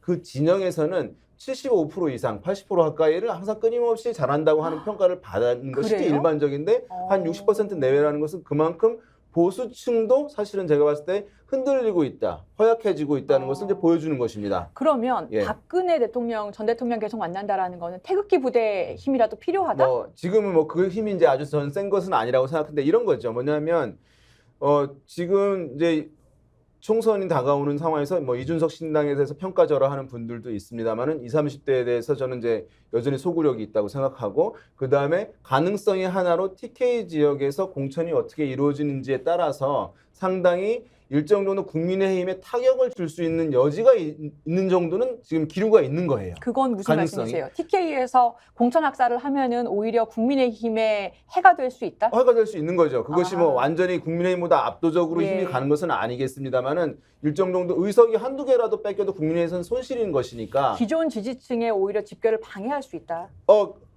그 국민의힘으로서는 이제 타격이 예. 될 수 있는 부분이 있는 거예요. TK 지역에. TK 예. 이제 보수의 상징이라고 할 수 있는데 물론 뭐 대구 출신 분들이 많이 있으시긴 하지만은 그래서 한동훈 비대위원장의 그 등판이 굉장히 빨라진 것도 사실 그 이유가 크다고 할 수 있어요. 그래요? 뭐냐면은 20, 30대 어쨌든 동요하는 것들 차단하고 이준석 신당으로 가려고 하는 것. 그다음에 TK 지역에서 동요할 수 있는 가능성을 좀 차단하고자 하는 마음이 컸다고 생각하고 지난번에 보면 한동훈 비대위원장이 TK 대구에 가서 굉장히 강경한 발언을 했어요. 대구 지역이 우리나라에서 어떻고 저떻게 이제 쭉 얘기를 해왔다고. 예, 맞아요. 예. 그런 것은 그 지역에 대한 민심을 사실 다독인 부분이 있다고 할 수 있거든요. 존경한다고 했나요? 그렇죠. 그 연장선상에서 이제 윤석열 대통령이 박근혜 전 대통령을 이렇게 지속적으로 만나는 것은 그런 TK 지역에 대해서 또는 이제 보수층에 대해서 본인이 끊임없이 어느 정도 할 만큼 하고 있다라고 해서 동요를 좀 차단하고자 하는 그런 노력들을 1차적으로 해야 한다는 것이 매우 이제 강하게 지금 있는 것이에요. 그래서 그것을 지금 보여주고 있는 것이라고 해서 당장 그것 때문에 어떤 지지가 올라가거나 하는 것은 아니지만 이것이 이후에 부정적으로 영향이 커질 수 있는 부분을 네. 좀 막겠다고 하는 의도라고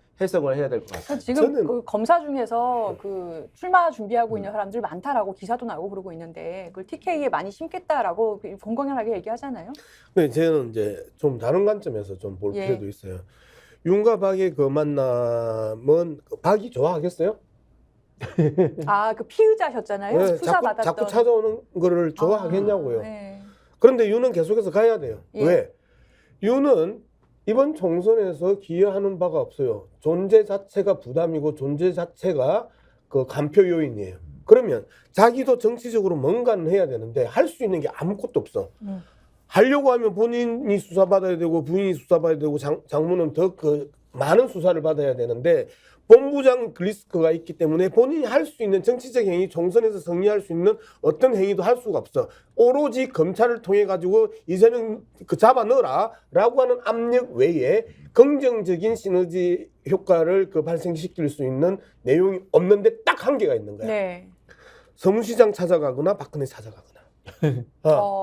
그러면서 보수 결집이라는 예. 그 중도 확장은 그 못하지만 떠났던 민심, 보수 민심들 자신을 찍어줬던 그 이 이직들의 결집시키는 데 있어서 뭔가는 해야 된다. 그리고 할 수 있는 게 서문시장 찾아가는 거하고 박 찾아가는 것밖에 없는 거예요. 그렇기 때문에 저 행위가 계속해서 나오는데 지난해만 해도 그 서너 차례 만났었잖아요. 그리고 그 힘들면 서문시장 갔었잖아요. 예, 맞아요. 여론조사 그 떨어지면 떨어질수록 계속 서문시장 갔었잖아요. 대구 아니면 갈 데가 없고 대구 아니면 딱히 환영해주지 않고 환영해줘서 갔는데 뒤통수 맞고 자갈치 시장 가가지고 끝나고 나서 자갈치 그 상인들한테 욕 엄청나게 쳐먹었잖아요. 이런 부분들이 그래서 대구가 가장 안전한 거야. 네. 그리고 뒷말도 안 나오고. 제가 이게 굉장히 좀 서글퍼요. 저도 대구 사람이고 여기 지금 박진영 부원장님, 정계환 대표님 다 저희 고등학교 어디 나왔냐고 서로 확인하고 했었는데요. 대구는 왜 그럴까요?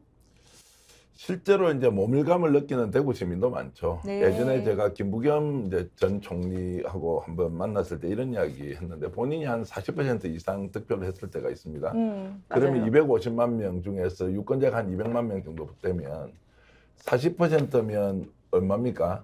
그러면 한 80만 명 정도는 음. 어찌됐든 대구 시민들 중에서도 지금 현재 윤석열 정부를 지지하지 않는 사람들이 이제 있다는 것이죠. 맞아요. 그런데도 예. 이제 도매가로 넘어가서 마치 수구 꼴통의 본산인 것처럼 이렇게 돼 있지 않습니까? 저는 이번에 이제 박근혜 윤석열 대통령이 만나는 걸 보고는 야, 박근혜 대통령이 정말 저렇게 살아야 되나 이 생각이 딱 들더라고요. 왜냐하면 유영하 변호사 때문입니다. 네. 그러니까 본인은 지난번에도 대구시장으로 유영하 변호사를 한번 밀어넣기 위해서 실제로 사저를 방문하도록 해서 어느 정도 정치적 거래를 했단 말이에요. 그때 결국 유영하 변호사가 공천을 받지 못했고 홍준표 시장이 당선이 됐지 않습니까? 네. 이번에도 유영하 변호사를 동행을 했습니다. 그 이유는 뭡니까? 일단 지금 어려운 국민의 윤석열 대통령 내가 돕는 형식을 취할 테니까 내 사람 한 사람 확실히 달서갑에 공천 좀 줄 수 있겠느냐 없겠느냐 아, 또 그런 라는 또 추적을 네. 충분히 하도록 정치적 행위를 한 거죠. 네. 그럼 유영하 변호사가 따라가지 않거나 따라갔단 말이에요. 거기서 네. 이분이 지금 달수구에서 나오겠다고 지금 하고 있는 걸로 보면 이 국면에서도 결국에는 정치적으로 뭔가 딜을 하고 있는 거 아니냐라는 네. 인상을 지울 수 없어서 도대체 저 두 분이 만나서 얻은 게 뭐가 있지? 아, 그러면 필요한 거는 주고받기 하는 것이야? 네. 이렇게 하기에는 너무나 정치적으로 무게가 큰 두 사람이 만난 것 아니냐 이런 생각이 들어서 아쉬움이 많았습니다. 네. 자, 신년 여론조사 굉장히 많이 나오고 있어요. 이게 뭐 바로 내일 국회의원을 뽑는다면 어느 정당에 투표할지 이렇게 물어봤는데 여러 곳에서 했습니다. 쏟아지다시피 했는데 정말 다른 결과들이 여러 곳에서 나왔거든요. 경향신문 여론조사를 보면 당장 내일 국회의원을 뽑는다면 어느 당에 투표하겠는가라는 질문에 대해서 민주당에 투표하겠다라는 답변이 39%, 국민의힘에 투표하겠다는 답변이 34%였는데요. 중앙일보 조사에서는 국민의힘이 39%, 민주당이 34%로 경향신문과 정반대 결과가 나왔어요. 한국일보 조사에서는 민주당이 29%, 국민의힘이 25%. 모두 오차범위 내이긴 합니다. 중앙일보에서 조사할 때 정부를 견제해야 되냐, 지원해야 되냐도 같이 물어봤는데 정부 지원론, 견제론이 각각 39%, 54%로 역전됐고요. 한국일보 조사에서는 여당 심판론이 52%, 그리고 야당 심판론도 48%로 거의 동일하게 나와서 중복해서 이 답변을 받았기 때문에 동시 심판해야 된다라는 것도 22%. 그래서 한국일보 진단은 뭐냐면 새해 민심은 여야 동시 심판이다라고 되어 있거든요. 윤희용 센터장님, 이 네. 결과 결과 보면 이게 어느 쪽이 좀 더 우세하다라고 볼 수 있습니까? 어떻게 봐야 됩니까? 네, 일단 아까 이제 그래프에서 중앙일보 조사에 뭐 39%, 34% 나온 것은 지금 현재의 정당 지지율이고요. 중앙일보에. 그래서 거기서도 이제 보면은 선거 때 투표한다면 어느 정당에 투표하겠냐고 물었을 때는 41%가 민주당, 네. 38%가 국민의힘 나왔어요. 그러니까 전반적으로 사실은 되게 약간 어떻게 보면은 어디가 높고 낮은 것을 그래프상으로 보니까 많이 좀 조사 기관이나 언론사마다 다르다라고 생각하실 수 있습니다만은 뭐 되게 오차범위 내에서 이제 합리적으로 나온 측면이 이제 있다고 할 수 있을 텐데요. 이 조사들을 이제 뭐 모든 언론사가 사실은 했어요 이번에요. 네. 전체적으로 이제 총평을 하고 그게 있는 주요한 부분을 말씀드리면 이제 이런 겁니다. 예. 지금의 정당 지지율을 이제 묻게 되면은 뭐 비슷하거나 아니면은 뭐 국민의힘이 높은 경우도 있고 민주당이 높은 경우도 있고 이제 그렇습니다. 지금의 정당 지지율 네. 혼전인 상황이죠.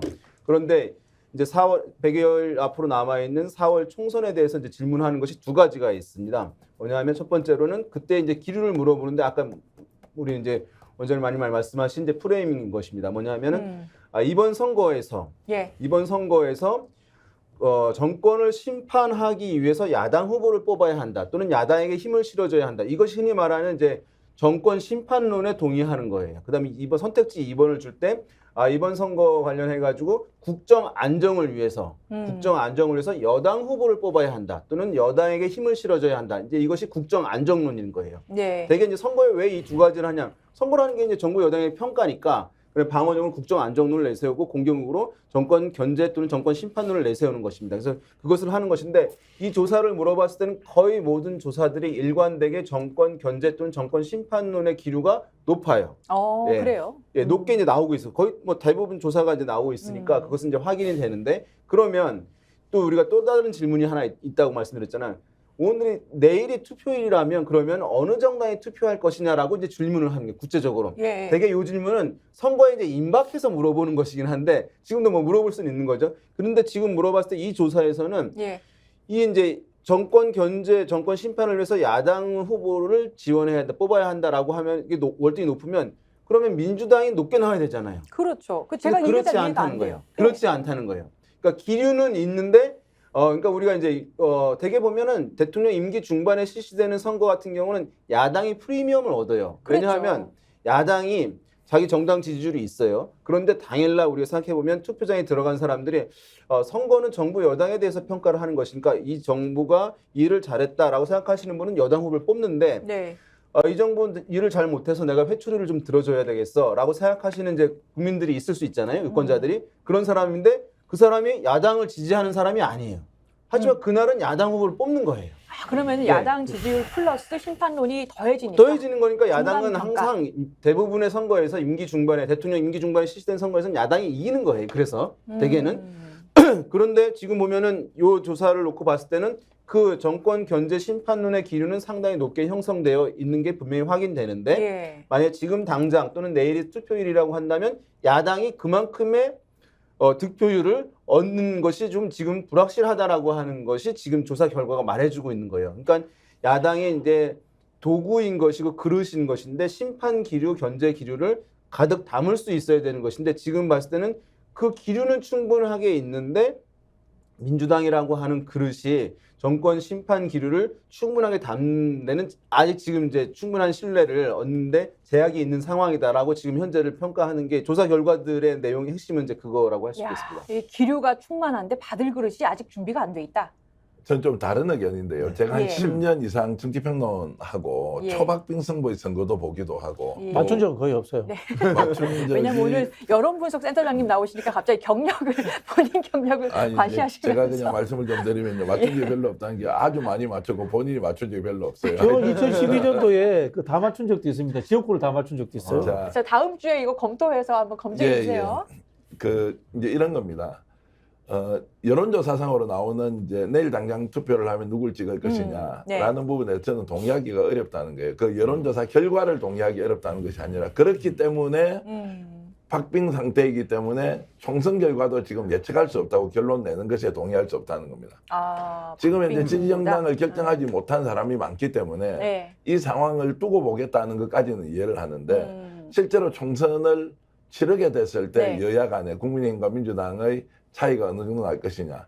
저는 이미 결정났다고 보고요. 결정났다. 결정났다는 네. 것은 국민의힘이 100석을 얻느냐 못 얻느냐 이 게임이고 예. 범야권이 200석을 넘어가느냐 못 넘어가느냐라고 프레임은 이미 저는 일단 구도가 정해졌다고 보고요. 대표님, 근데 많은 여론조사 결과들이 사실 이렇게 비등비등하게 많이 나오는데 그런데도 불구하고 200석, 100석 이렇게 예상하시는 핵심적인 이유가 뭐예요? 지금 강서구청장 보궐선거에 보면요. 예. 실제로 마지막까지 여론조사는 5%, 10%포인트 전후의 차이인데 실제로 깨보니까 17%포인트 이상의 그랬죠. 차이가 났단 말이에요. 예.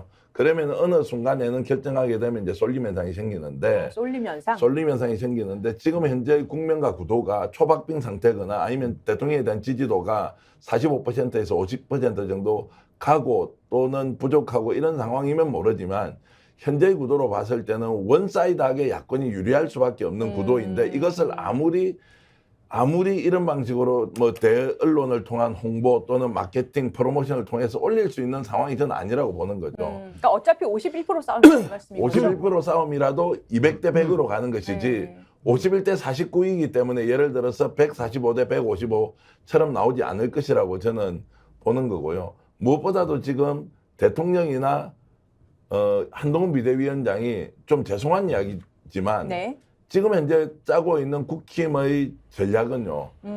100석 지키고 못 지키고의 싸움으로 가는 것이지 이것을 150석까지 가보겠다는 실제로 중도 확장 노선을 아예 선택하지 않고 있습니다.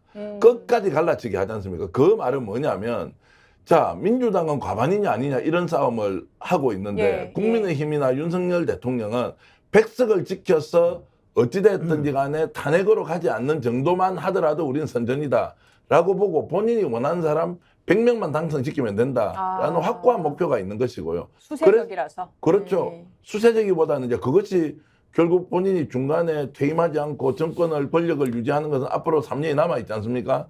그런 상황으로 본다면 명확하게 본인들은 100석만 지키자는 것으로 가고 있고 그것의 결과가 갈라치기고 이념 정쟁이고 공산 전체주의 세력으로 몰고 가면서 뭔가 국민들이 확실하게 자신을 지지해주기보다는 지금 현재 확보한 지금 그 지지층들을 결집시켜서 100석까지만 가도 된다.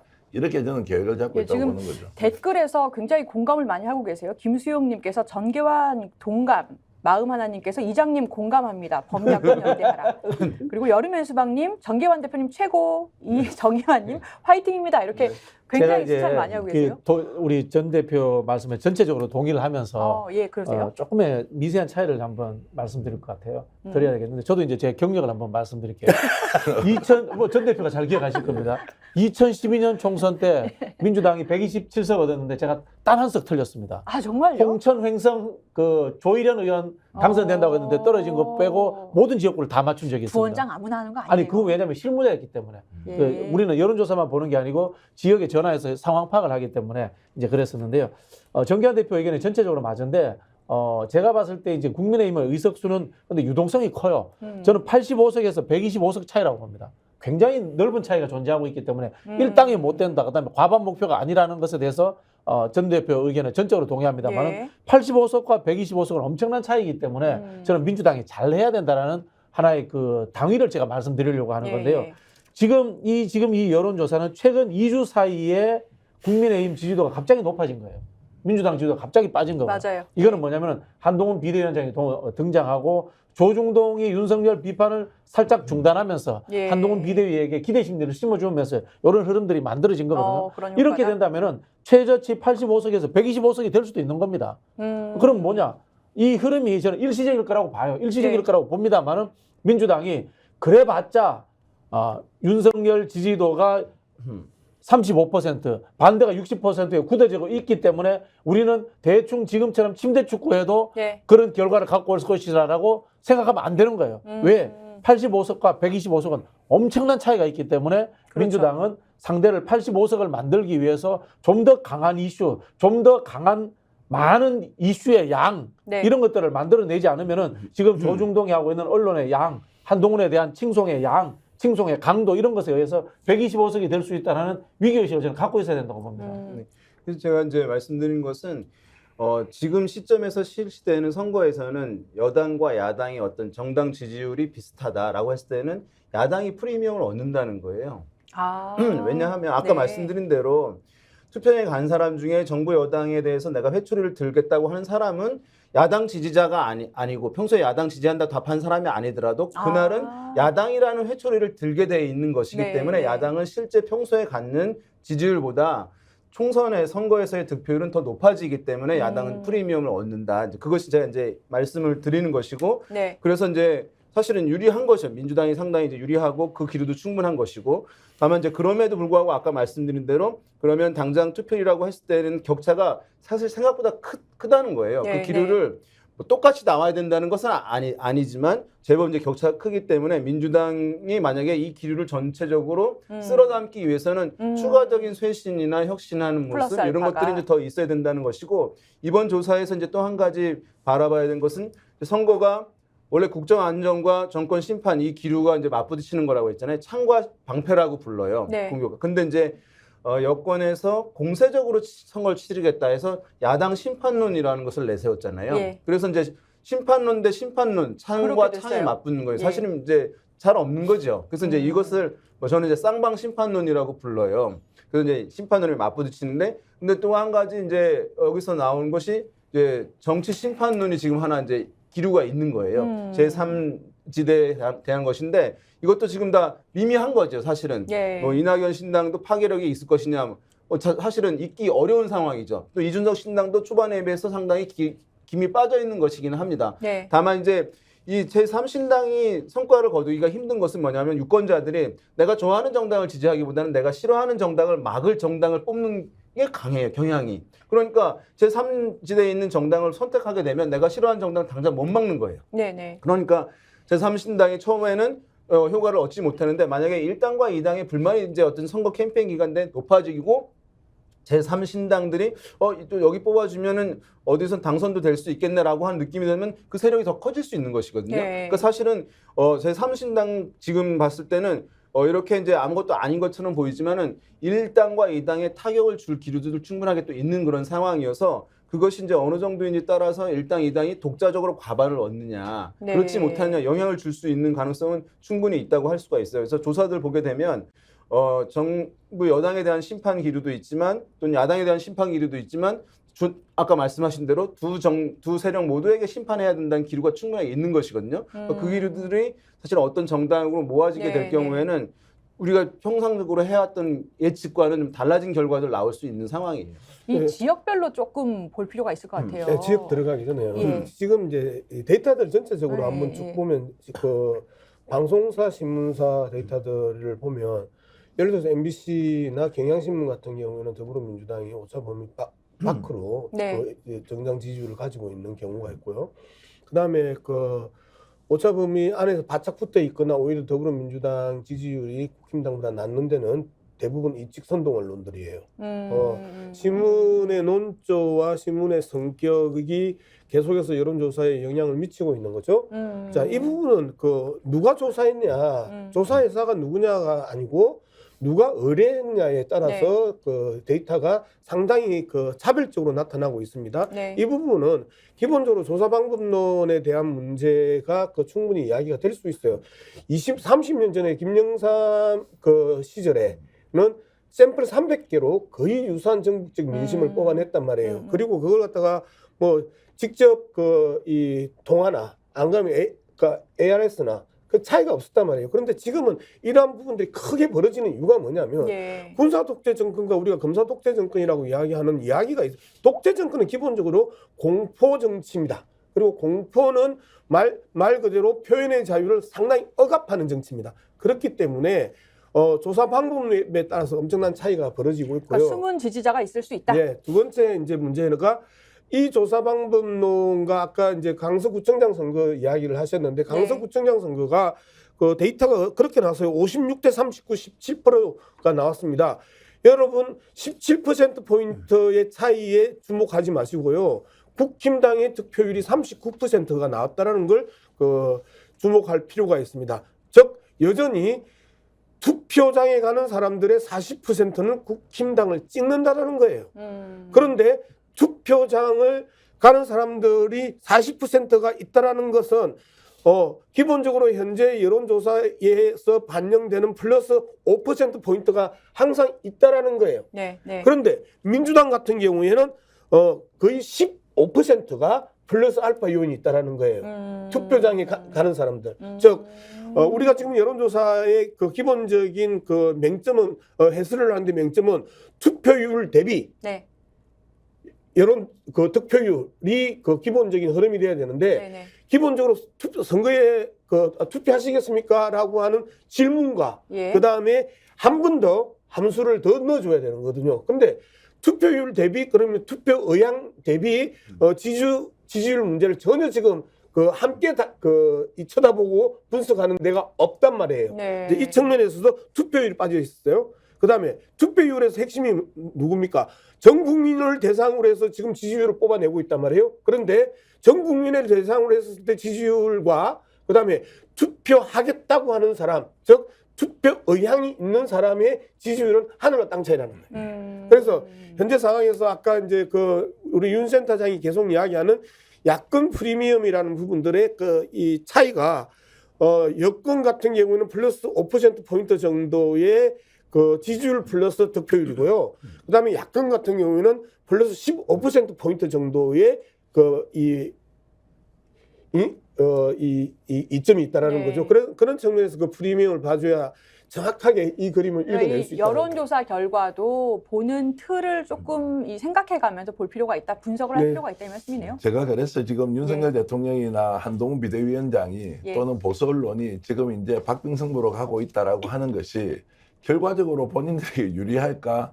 전혀 그렇지 않다고 저는 보고요. 일종의 정신승리법을 가지고 국민들은 일종의 가혹하게 고문하고 있다.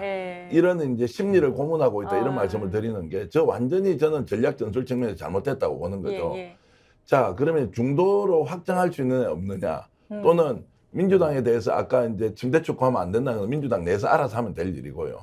구조적으로 지금 집권 여당이나 윤석열 정부가 인정받지 못하는 것은 대통령 자신이 바뀌지 않기 때문입니다. 한동훈 비대위원장도 차별하지 못하기 때문에 네. 결국 대통령 지시 따라 움직이기 때문에 이게 지금 총선까지 바뀔 수 있습니까? 못 바뀌겠죠. 거기다가 내분이 일어날 가능성이 굉장히 높고요. 이준석 신당에 대해서 이런저런 평가를 하지만 저는 상당 부분 이준석 신당으로 빠져나갈 여지도 있다고 보고요. 그러니까 저기는 악재가 예상이 돼 있는 정당이고 그 악재는 하나가 아니라 네. 5개, 10개일 수 있다는 거예요. 이 구조가 바뀌지 않는 이상은 중도가 어떤 경우에 윤석열 대통령을 지지할 것이냐. 이 야권이 이제 침대 축구를 하느냐, 혁신 공천을 하느냐 못하느냐는 것은 변수가 될 수 있지만 그것은 작은 변수이고 본질적으로는 윤석열 대통령이 한동훈 비대위원장 체제를 가지고 총선을 치른다면 결과는 뻔하다. 백석이 안 될 것이라고 저는 보는 것이고요. 네. 그런데 지금은 자기들이 다 나서가지고 마치 국민들을 현혹시키면 이길 것처럼 하잖아요. 지금이라도 저분들은 제 말 들어야 돼요. 저렇게 하면 100% 실패입니다. 네. 그 누가 이런 이야기 하대요. 그냥 계속 저렇게 하다 보면 내버려 두라. 그러면 더 질 거니까 이런 이야기도 하던데 정말 좀 생각을 다시 해봤으면 좋겠습니다. 그래서 이제 이렇게 아까도 얘기 나왔습니다만은 네. 이제 뭐 진보는 진보 지지층들, 보수는 보수 지지층을 잘 똘똘 뭉치면 또는 이제 현 정권에서 현 여권에서 보수층들을 강고하게 묶어서 투표장에 나가게 하면 이길 수도 있을 것이라고 하는 뭐 이제 아마 전략을 짜고 있을 수 있다 생각할 수 있다 얘기하는데 많이 얘기하거든요. 근데 이건 사실 옛날 얘기예요. 왜냐하면은 옛날에는 이제 어떤 선거 투표율이 높지 않을 때, 50%도 되지 않을 때, 이럴 때는 이게 맞아요. 그러니까 지방선거든 총선이든 지지층 대 지지층의 대결이거든요. 그럼 강고한 지지층들이 나와가지고 그럼 누가 더 많이 동원하냐의 싸움이거든요, 지지층을. 네. 그런데 요즘에 이제 사전 투표가 도입되고 나서 획기적으로 투표율이 높아졌어요. 그러니까 지방선거와 총선이 뭐 지난 지방선거는 워낙 낮았지만 제외하고 본다면 최근의 선거들은 60%가 넘어요, 투표율이. 투표율 60%가 넘는다는 것은 무슨 말이냐 하면 정치에 관심이 평소에 좀 적었던 분들, 그러니까 중도층들, 무당층들도 대거 투표장에 나온다는 것이거든요. 그러니까 어느 진영의 우리 지지층만 똘똘 뭉치게 하는 선거 전략으로는 사실 총선이나 지방선거에 승리하기 어려운 것이거든요. 네. 그러니까 중도층들이 어떻게 다가갈 것인가라고 하는 전략을 하지 않으면 이분들은 정치에 관심이 떨어지기 때문에 사실 시간도 충분히 갖고 접근해야 되는 거예요. 선거 임박해서는 또 안 되는 것들이거든요. 네. 그랬을 때 봤을 때는 지금 이제 한동훈 비대위원장 여권에서 하는 것은 보수층에는 효과가 이제 일정 부분이 있을 것 같아요. 워낙 느슨해져 있었기 때문에 봉헌하는데 그렇지만 이 중도층들의 마음을 사는 데는 사실 지금 쉽지 않은 그런 상황이어서 제가 봐도 좀 선거에 대해 전반적인 좀 점검이 뭐 네. 여권에도 필요한 상황 아닌가 생각됩니다. 그 윤희웅 그 평론가 정말 그 핵심적인 이야기를 했는데요. 예. 저도 이제 여론조사를 조금은 볼 줄 아는데 보니까 촛불혁명 이후 스윙보트층이 2배 가까이 늘었어요. 2배요? 예, 2배 가까이 늘었어요. 그리고 과거에 보통 총선하면 50% 초반대였는데 요즘은 60%를 넘어서요. 보통 이제 총선하고 대선하고 투표율 차이가 한 15% 정도 차이가 나거든요. 그러다 보니까 총선은 지지층 불러내기 게임이다라는 네. 게 통했단 말이에요. 근데 지금 과거에 이제 기울어진 운동장은 해소된 것 같아요. 보수나 진보나 거의 비슷하고 중도층도 이제는 이제 제대로 판단할 수 있는 그런 식으로 이제 완전 바뀐 것 같은데 우리가 중도에 대해서 여기서 잘 알아야 되는데 중도는 주로 어떤 분들이 아세요? 지식인들. 그리고 양비론 가지고 계신 분들. 그런 분들이에요. 네. 그러면 이제 중도를 접근하는 방식인데 과거에는 중도에 대해서 어떻게 되면 온건하게 접근해야 된다는 이야기가 많았어요. 네. 근데 네. 최근에 촛불혁명을 겪으면서 중도층들에 대해서 어떻게 접근하냐면은 강한 메시지를 던져가지고 대세도로서 끌고 와야 된다는 식으로 바뀌고 있어요. 오히려? 그래서 중도의 급진성이라고 이야기합니다. 네. 그래서 이제 중도는 사실은 이념적으로는 굉장히 온건하고 중도적인데 행태적으로 있어서는 급진성을 가져가지고 힘을 팍팍 실어줍니다. 네. 촛불혁명에 의해서 보수 정권을 무너뜨리기도 하고 그다음에 윤석열에 의해 가지고 문재인 심판론에 힘을 실어주기도 하는 네. 급진성을 가지고 있어요. 그래서 중도를 땡기는 방법에 대해서 과거와 다른 방법들에 대해서 여야가 같이 지금 고민을 해야 되는 시점인데 제가 봤을 때는 여당이 하고 있는 이 갈라치기 전술로서도 쉽지 않고 지금 민주당 계열이 하고 있는 침대 축구로서도 쉽지 않다. 결국은 이긴다라는 확신을 줘야 되고 승리한다라는 믿음을 줘야지만 이 중도층이 대세 네. 추종에 의해서 따라온다는 것에 대해서 깨달아야 된다는 말씀을 제가 드리고자 하는 거예요. 자, 특검 전국이 총선에 미치는 영향도 좀 조사가 된 게 있는데요. 윤 대통령이 거부권 행사를 시사했지 않습니까? 그 새해 쌍특검법 전국이 반복될 전망인데 이렇게 물었다고 합니다. 한국일보가 한국리서치에 의뢰해서 신년 여론조사 했는데요. 총선에서 정당과 후보를 선택하는데 김건희 여사 특검법과 수사를 고려하겠습니까? 라고 했더니 절반이 넘는 51%가 고려하겠다. 33%가 매우 고려. 그리고 18%가 대체로 고려라고 했고요. 고려하지 않을 것이라는 응답이 45%로 집계됐어요. 그런데 이재명 대표 같은 질문을 바꿔서 이재명 대표의 재판 결과를 총선 투표할 때 고려하시겠습니까? 라고 했더니 48%, 고려하겠다, 고려하지 않겠다가 똑같이 나왔다라고 합니다. 자, 이 김건희 여사 특검법을 어떻게 볼 것이냐를 총선에 고려하겠다라는 응답이 상당히 높이 나왔어요. 50% 넘었습니다. 윤희용 센터장님 이거 어떻게 봐야 됩니까? 일단은 그 고려하겠다라고 하는 것이 두 개. 언론사에서 사실은 이제 이런 조사를 민감한 조사를 할 때 네. 균형을 맞추게 돼요. 어떤 식으로요? 여권에도 이제 좀 이렇게 불리한 어떤 것을 하나 한다면 야권에도 좀 비슷한 것을 이제 하게 되는 것이거든요. 질문을 구성할 질문을 때 네, 한쪽에만 하게 되면 그러니까 그래서 사실은 이제 이렇게 두 사안이 이제 있기도 하겠습니다만은 그래서 이제 김건희 여사 특검법 관련해서는 최근에 나온 것이니까 이제 그것만 묶이는 그러니까 이재명 대표 재판 결과도 같이 이제 해서 균형을 좀 맞춘 것으로 보여집니다. 제가 봤을 때는. 근데 이제 고려하겠다라고 하는 응답은 김건희 여사 특검법 관련해서는 51%, 이재명 대표 재판 결과 고려하겠다는 건 48%니까 네. 사실은 수치상은 이제 김건희 여사 것이 더 높기는 합니다만 또 뭐 오차 범위를 고려하면 이제 비슷한 수준이라고 이제 할 수가 있겠고 어쨌든 양쪽 다 고려하는데 그것에 고려하겠다고 하는 응답은 김건희 여사 특검법 고려하겠다는 것은 이제 민주당이나 중도층이겠고 그래서 이재명 대표 재판 결과를 고려하겠다는 것은 뭐 일부 중도층과 보수층이겠죠. 사실 이제 이것은 예상할 수 있는 것이긴 할 텐데 그러면 똑같은 것이냐라고 볼 수가 있을 것 같아요. 근데 이제 매우 고려하겠다라고 하는 것을 보면은 김건희 여사 특검 같은 경우는 33%, 이재명 대표 재판 결과는 28%. 이것도 오차범위 내기는 하지만 수치상은 이제 조금씩 차이가 나는 부분이긴 한데 그런데 이재명 대표 관련한 것들은 사실은 상당한 기간 동안 끌어온 부분이란 말이에요. 예. 근데 김건희 여사 특검법 관련해서 이제 최근에 이제 불거진 그런 사안인 것이니까 사실 어떻게 보면은 이슈의 파급성 뭐 이런 것을 봤을 때는 김건희 여사 특검법 관련한 것이 지금 갓 떠오른 이슈이기 때문에 네. 이번 총선 전국에서는 사실은 더 영향을 주는 요인이라고 보는 것이 합리적일 수 있을 것 같아요. 이재명 대표 최신 거는 이슈이기 때문에. 여전히 영향을 주지만 오랫동안 계속 이제 있어 왔던 것이기 때문에 그런 면에서 이제 이제 김건희 여사 특검법 관련해서 여권의 대응이 어떻게 되느냐 여부 이거에 따라서 사실 선거 결과에 영향을 줄 수밖에 없을 텐데 이것이 왜냐하면 이것이 불거지게 되면 한편에서는 이것만 만약에 야권에서 가지고 물고 늘어질 경우에 역풍이 있을 수 있을 것이다라고 하는 시각도 일각에 있긴 있어요. 그래요? 근데 어쨌든 간에 이것을 하게 되면은 이제 여권 입장에서 뭐냐면 다른 캠페인이 어려워져요. 그러니까 캠페인이라고 하는 것은 선거에서 우리를 찍어주세요. 왜냐하면 우리는 이러이러한 사람들이니까 라고 하는 것을 끊임없이 얘기하는 게 선거 캠페인이거든요.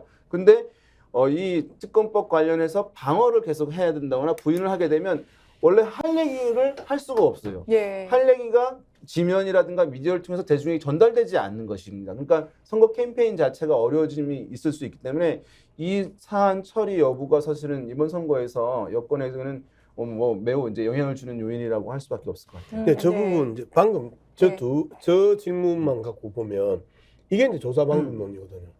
예를 들어서 김건희 특검만 물어봤었으면 그 소신 대답이에요. 그렇죠? 그런데 이재명까지 물어보니까 소신 플러스 지지 성향이 겹친단 말이에요. 이제 이런 부분이고 그다음에 이재명이 문제를 먼저 물어봤고 네. 김건희를 뒤로 물어보는 거하고 네. 김건희를 먼저 물어보고 뒤에 이재명을 물어보는 거에 따라서 네. 소신 발언만 하는 건지 지지 성향을 하는 건지 예. 이재명 문제는 지지 성향이에요. 그런데 김건희 문제는 소신의 문제란 말이에요. 예. 이런 부분에 있어서 그 데이터가 전혀 다르게 나올 수 있다는 부분이고요. 두 번째, 단일 사안과 누적 상황입니다. 단일 사안으로 저 정도의 폭발력을 가지고 있는 김건희의 문제 플러스 그동안에 윤석열 정권이 보여왔던 누적된 그 문제. 네. 자, 그랬었을 때 이번 총선을 결정하는 거는 김건희 특검이 결정하는 게 아니고요. 네. 윤석열 정권의 지난 3년 동안의 누적된 분노와 누적된 지지, 네. 즉 심판과 그다음에 견제의 영역에 있어서 이 누적된 부분들이 표현되는 게 투표다. 그렇기 때문에 지금 상황에서는 계속해서 그 돌쌓기의 그 과정인데 충분히 분노, 심판 이런 것들이 쌓여져 있는 상황에서 김건희가 그 특검이 하나 더 돌을 올리는 의미이지 이 김건희 특검이 그 결정적인 요인으로 작동할 가능성은 없다라는 게 이제 제가 보고 있는 그 견해입니다. 이 상황에서 한동훈 비대위원장이 어제 또 김건희 특검법에 대해서 발언을 했는데요. 예, 영상 보시겠습니다. 특검 관련해가지고는 제가 여러 차례 말씀을 드렸잖아요. 그 특검 말고도 지금 이게 대장동 특검도 같이 올라 있잖아요. 그 대장동 특검을 보면 그거는 총선 전에 대장동 특검의 수사와 재판을 사실상 마비시키겠다는 의도가 너무 보이는 법이고요. 그리고 이 도이치 특검 역시 제가 여러 차례 왜 그게 총선용 합법인지 설명을 드렸습니다. 그런 법을 통과시키고 그런 법을만 가지고 총선을 치르는 것은 국민의 눈과 귀를 가리는 것입니다. 저는 그것에 동의하지 않습니다.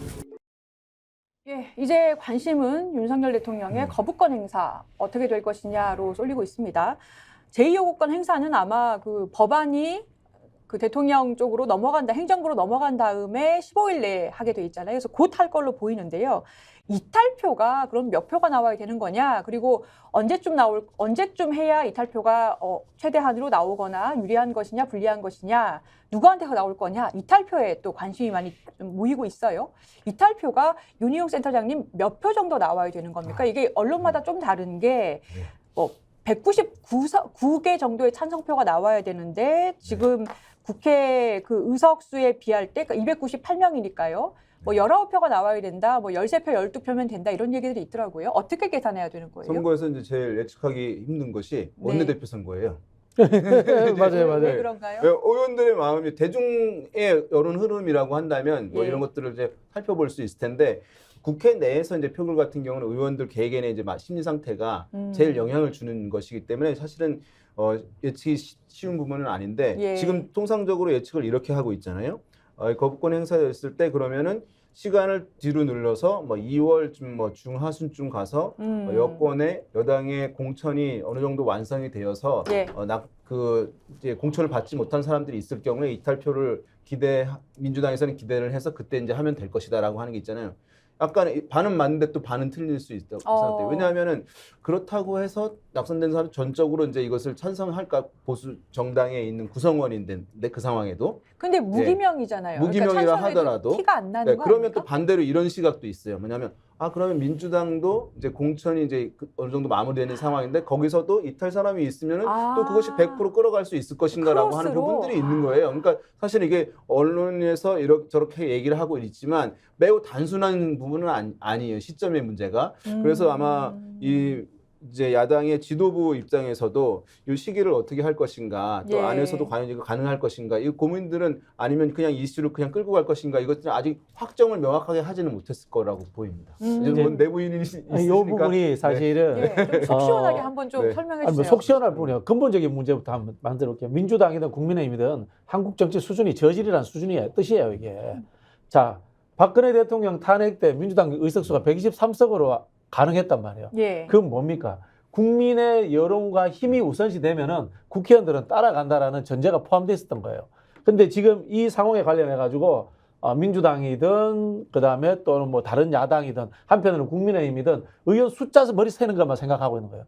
국민들의 여론, 그다음에 거리에서의 국민들의 열망 이런 것들은 반영되는 것들에 대해서 생각을 안 하고 있는 거야. 이거 자체가 지금 한국 정치가 촛불혁명을 겪었음에도 불구하고 여의도라는 섬에 갇혀가지고 국민들과 괴리되어 있다는 하나의 증거이기도 해요. 예. 그래서 저는 발상의 전환을 이루어야 된다는 이야기를 먼저 드리고 싶은데요. 네. 그 발상의 전환의 첫 번째는 뭔가 하면요. 윤석열 대통령이 거부권을 행사했을 때 그 이후의 조치를 어떻게 할 것인가에 대한 경고, 선언이 포함되어 있어야 됩니다. 국민적 저항에 처할 것이다. 국민들이 일어나서 윤석열 정부를 몰아내려고 할 것이다라는 어떤 선언과 정치투쟁이 병행되어야만이 의원들의 머리 숫자라고 하는 숫자 싸움이 같이 게임으로서 만들어져 가는 거예요. 이걸 저는 민주당이든 한편으로 방어하려고 하는 세력들도 똑같이 고려해야 된다는 것을 먼저 전제로 깔아고서 말씀을 드리고 싶다라는 이야기를 드리고 싶고요. 말씀하신 것처럼 제가 말씀드린 이런 여론들이 일어난다면은 국민의힘도 50석 이상이 넘어올 수도 있는 겁니다. 박근혜 탄핵 때처럼. 결국은 그랬죠. 국민들의 여론과 정서가 만들어낸다라는 정치 본연의 임무로 돌아가는 생각이 필요하다는 말씀을 드리고 싶고요. 한편으로 네. 보면 또 하나 지적하고 싶은 것은 한동훈 장관이 저런 이야기, 한동훈 비대위원장이 저런 이야기를 했을 때 민주당은 저기에 대해서 말싸움을 계속 이어가야 돼요. 이어가야 된다. 이어가야 됩니다. 예. 다른 이슈로 전환되지 않고 그 김건희 특검으로서 모든 이슈를 몰아가기 위해서라도 그런 부분들에 집중할 수 있는 하나 전략적, 도이치 전술적 특검이라고 해요. 자꾸. 그렇죠. 이제 예, 프로세스를 프레임 만들어가는 것도 잡으려고. 중요하다. 그런 이야기를 드리고 싶습니다. 네. 자, 여러분 속보가 있습니다. 이재명 대표가 부산 방문 중에 피습을 당했다고 합니다. 목 부위에 출혈이 있어서 응급처치 중이라고 하는데요. 그러니까 가덕도 신공항 방문 일정을 오늘 한다고 했잖아요. 그래서 그 중에 피습을 당한 것으로 알려졌다라고 하는데 이게 웬일입니까? 그 오늘 어쨌든 예. 가덕도 신공항 문제하고 또 문재인 전 대통령 방문하기로 돼 있지 예. 않습니까? 부산에 가서 이런 일이 벌어졌다고 하니 아마 이제 속보가 올라올 텐데 계속 상황을 좀 지켜보면서 가능하시면 이 방송을 좀 더 이어가면서 예. 속보를 전해줄 필요가 있을 것 같고요. 아니 근데 그 피습이 있었다는 것은 목에 예. 출혈이 있고 지금 올라오는 이야기는 응급처치를 하고 있다는 것인데 예. 그 뭘로 찔린 거죠, 지금? 누군가 예. 뭐 무엇으로 네. 둥기나 뭐 이런 걸로 일단 공격을 했다는 것인데 혹시 소식도 올라오는 게 있으면 좀 계속 좀 찾아봐 주시고요. 이게 지금 정치적으로 어떤 파장이 있을지 좀 예의주시해야 될 것 같고요. 그러게요. 지금 댓글에서도 승섭 이님께서 이재명 대표님 경호원 만반의 준비 항상 해달라 해주세요라고 했고 아니 아무리 싫어도 인체에 피해 끼치는 건 범죄임 요즘 세상에 뭐 아테나님께서도 하시고 목에 출혈이 있다고요. 그래서 극우 유튜버래요. 뭐 이런 댓글도 있는데 이게 정확한 정보인지 모르겠습니다. 아마 현장에 있는 분들이 혹시 스픽스를 구독하시는 분이나 시청하는 분들이 있으면 분명히 이재명 당대표가 지금 움직이고 있는 동선에 많은 지지자들이나 민주당 당원들 또 시민들이 있을 테니까 예. 어떤 상황에서 이재명 당대표가 피습을 당했는지 소식 좀 전해주시면 저희들이 여기서 공유를 예. 하면서 그것이 확인되든 되지 않든 일단 내용은 좀 국민들에게 시청자 여러분들께 알릴 필요가 예. 있을 것 같습니다. 지금 말씀을 드리면 조선일보라든지 한겨레 신문 속보를 보면 그러니까 오늘 오전에 부산 가덕도 신공항 부지를 둘러보고 기자들과 문답을 진행하던 중에 신원이 확인되지 않은 남성으로부터 왼쪽 목 부위를 공격당해서 피를 흘린 채 쓰러졌다라고 하고 조선일보에서는 뭐라고 했냐면 기자들과 만나서 질의응답을 마친 뒤 차량으로 이동하는 과정에서 흉기를 든 괴한에게 피습됐다라고 하고 당직자에게 처치를 받고 있고 아직 좀 전에 34분 지금 39분이잖아요. 34분 당시에 119 구급차가 도착하지 않은 상태로 괴한은 바로 현장에서 경찰에 체포됐다라고 합니다. 그리고 지금 언론에 쓰러져 있는 모습이 이게 많이 그 나오고 사진이 있는데요. 혹시 잡히면 좀 올려주시고요. 아니 이게 웬일입니까? 이거 약간 예전에 그 박근혜 대표가 뭐 대전 갔을 때 피습을 예, 당해가지고 그것도 기억이 나고요. 왜 정치인에 대한 테러가 이게 있을 수 있느냐 유튜브라는 이야기도 나오는데 이것도 확인해봐야 되고 또 목 부위에 지금 흉기로 찔렸다라는 것, 그 다음에 피를 흘린 채 쓰러졌다 이런 네. 장면들이 있는데 사진으로 지금 좀 띄워줄 수 있습니까? 올라오는 사진을. 아니 이게 괜찮으신 거죠? 아직 구급차가 아직 도착 안 했다라고 제가 돼 이제 사진 있는데 뜨는 거는 보고 있는데요. 예. 50대 남성이라고 합니다. 예, 지금 이 현재 이제 현장에서 저기 응급처치하는 사진이 이제 기사에 하나 떴는데 뭐 극단적인 수준까지는 아닌 것 같은데 그나마 다행인 게 예.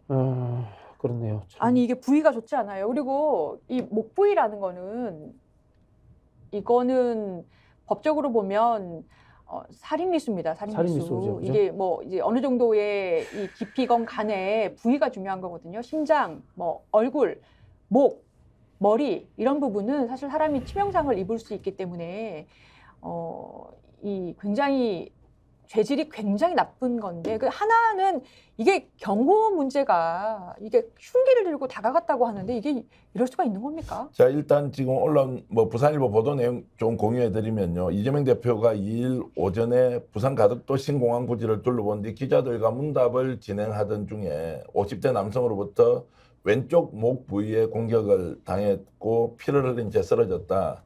그리고 피습 용의자는 현장에서 검거가 됐고 흉기를 소지하고 있던 것을 확인했다. 이 정도가 지금 이제 보도에 올라오는데요. 예. 그 사진이 준비된 대로 저희들이 한번 띄워볼 테고요.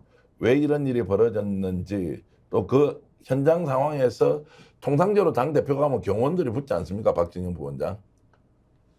경호원들이 아니요, 제대로 뭐 사실 정당 활동에 경호원들이 그렇게 잘 붙지 않거든요. 그래요. 아, 그래요? 예. 이제 다만 이제 그 비서실 직원들이 붙어서 다니는 거고, 이제 선거 때는 그 경찰들이 파견을 나옵니다. 아, 나오고. 선거 때만. 일상적으로는 경호원들이 잘 없거든요. 사실 이런 상황들이 참 이거 현장 너무 이제 위험한데요? 뭐 시장이나 예. 그 현장을 돌 때에는 그 경호원들이 그 붙곤 합니다. 그런데 대부분 비서실장이나 당직자들이 기자회견 때는 옆에 그 서기 때문에 실질적으로 경호에 있어서는 무방비 상태로 노출되는 게 야당 지도자들의 경호 상태이고요. 예. 그리고 야당 지도자들의 경호 상태에 대한 부분에 그동안에 여러 이 댓글을 다는 시청자들이 그 공개 경고를 했습니다.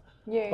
이재명 대표에 대한 인체 테러에 대한 걱정들을 계속하면서 작년 하반기부터 지속적으로 이재명 대표의 경호를 강화해야 된다라는 많은 이야기들이 나왔는데 예. 이재명 대표의 경호 문제도 마찬가지로 기자회견 공간에 있어서는 어떤 경호를 해도 그 멀찍이 떨어져 있는 상황, 저 카메라 밖에서 경호를 해야 된단 말이에요. 저런 상황에서 아주 치밀하게 준비된 그 테러였다라고 그 판단할 수 있고요. 이러한 테러들이 그 오히려 상당히 그 정치적 그 쟁점으로 올라올 수 있는 가능성도 있습니다.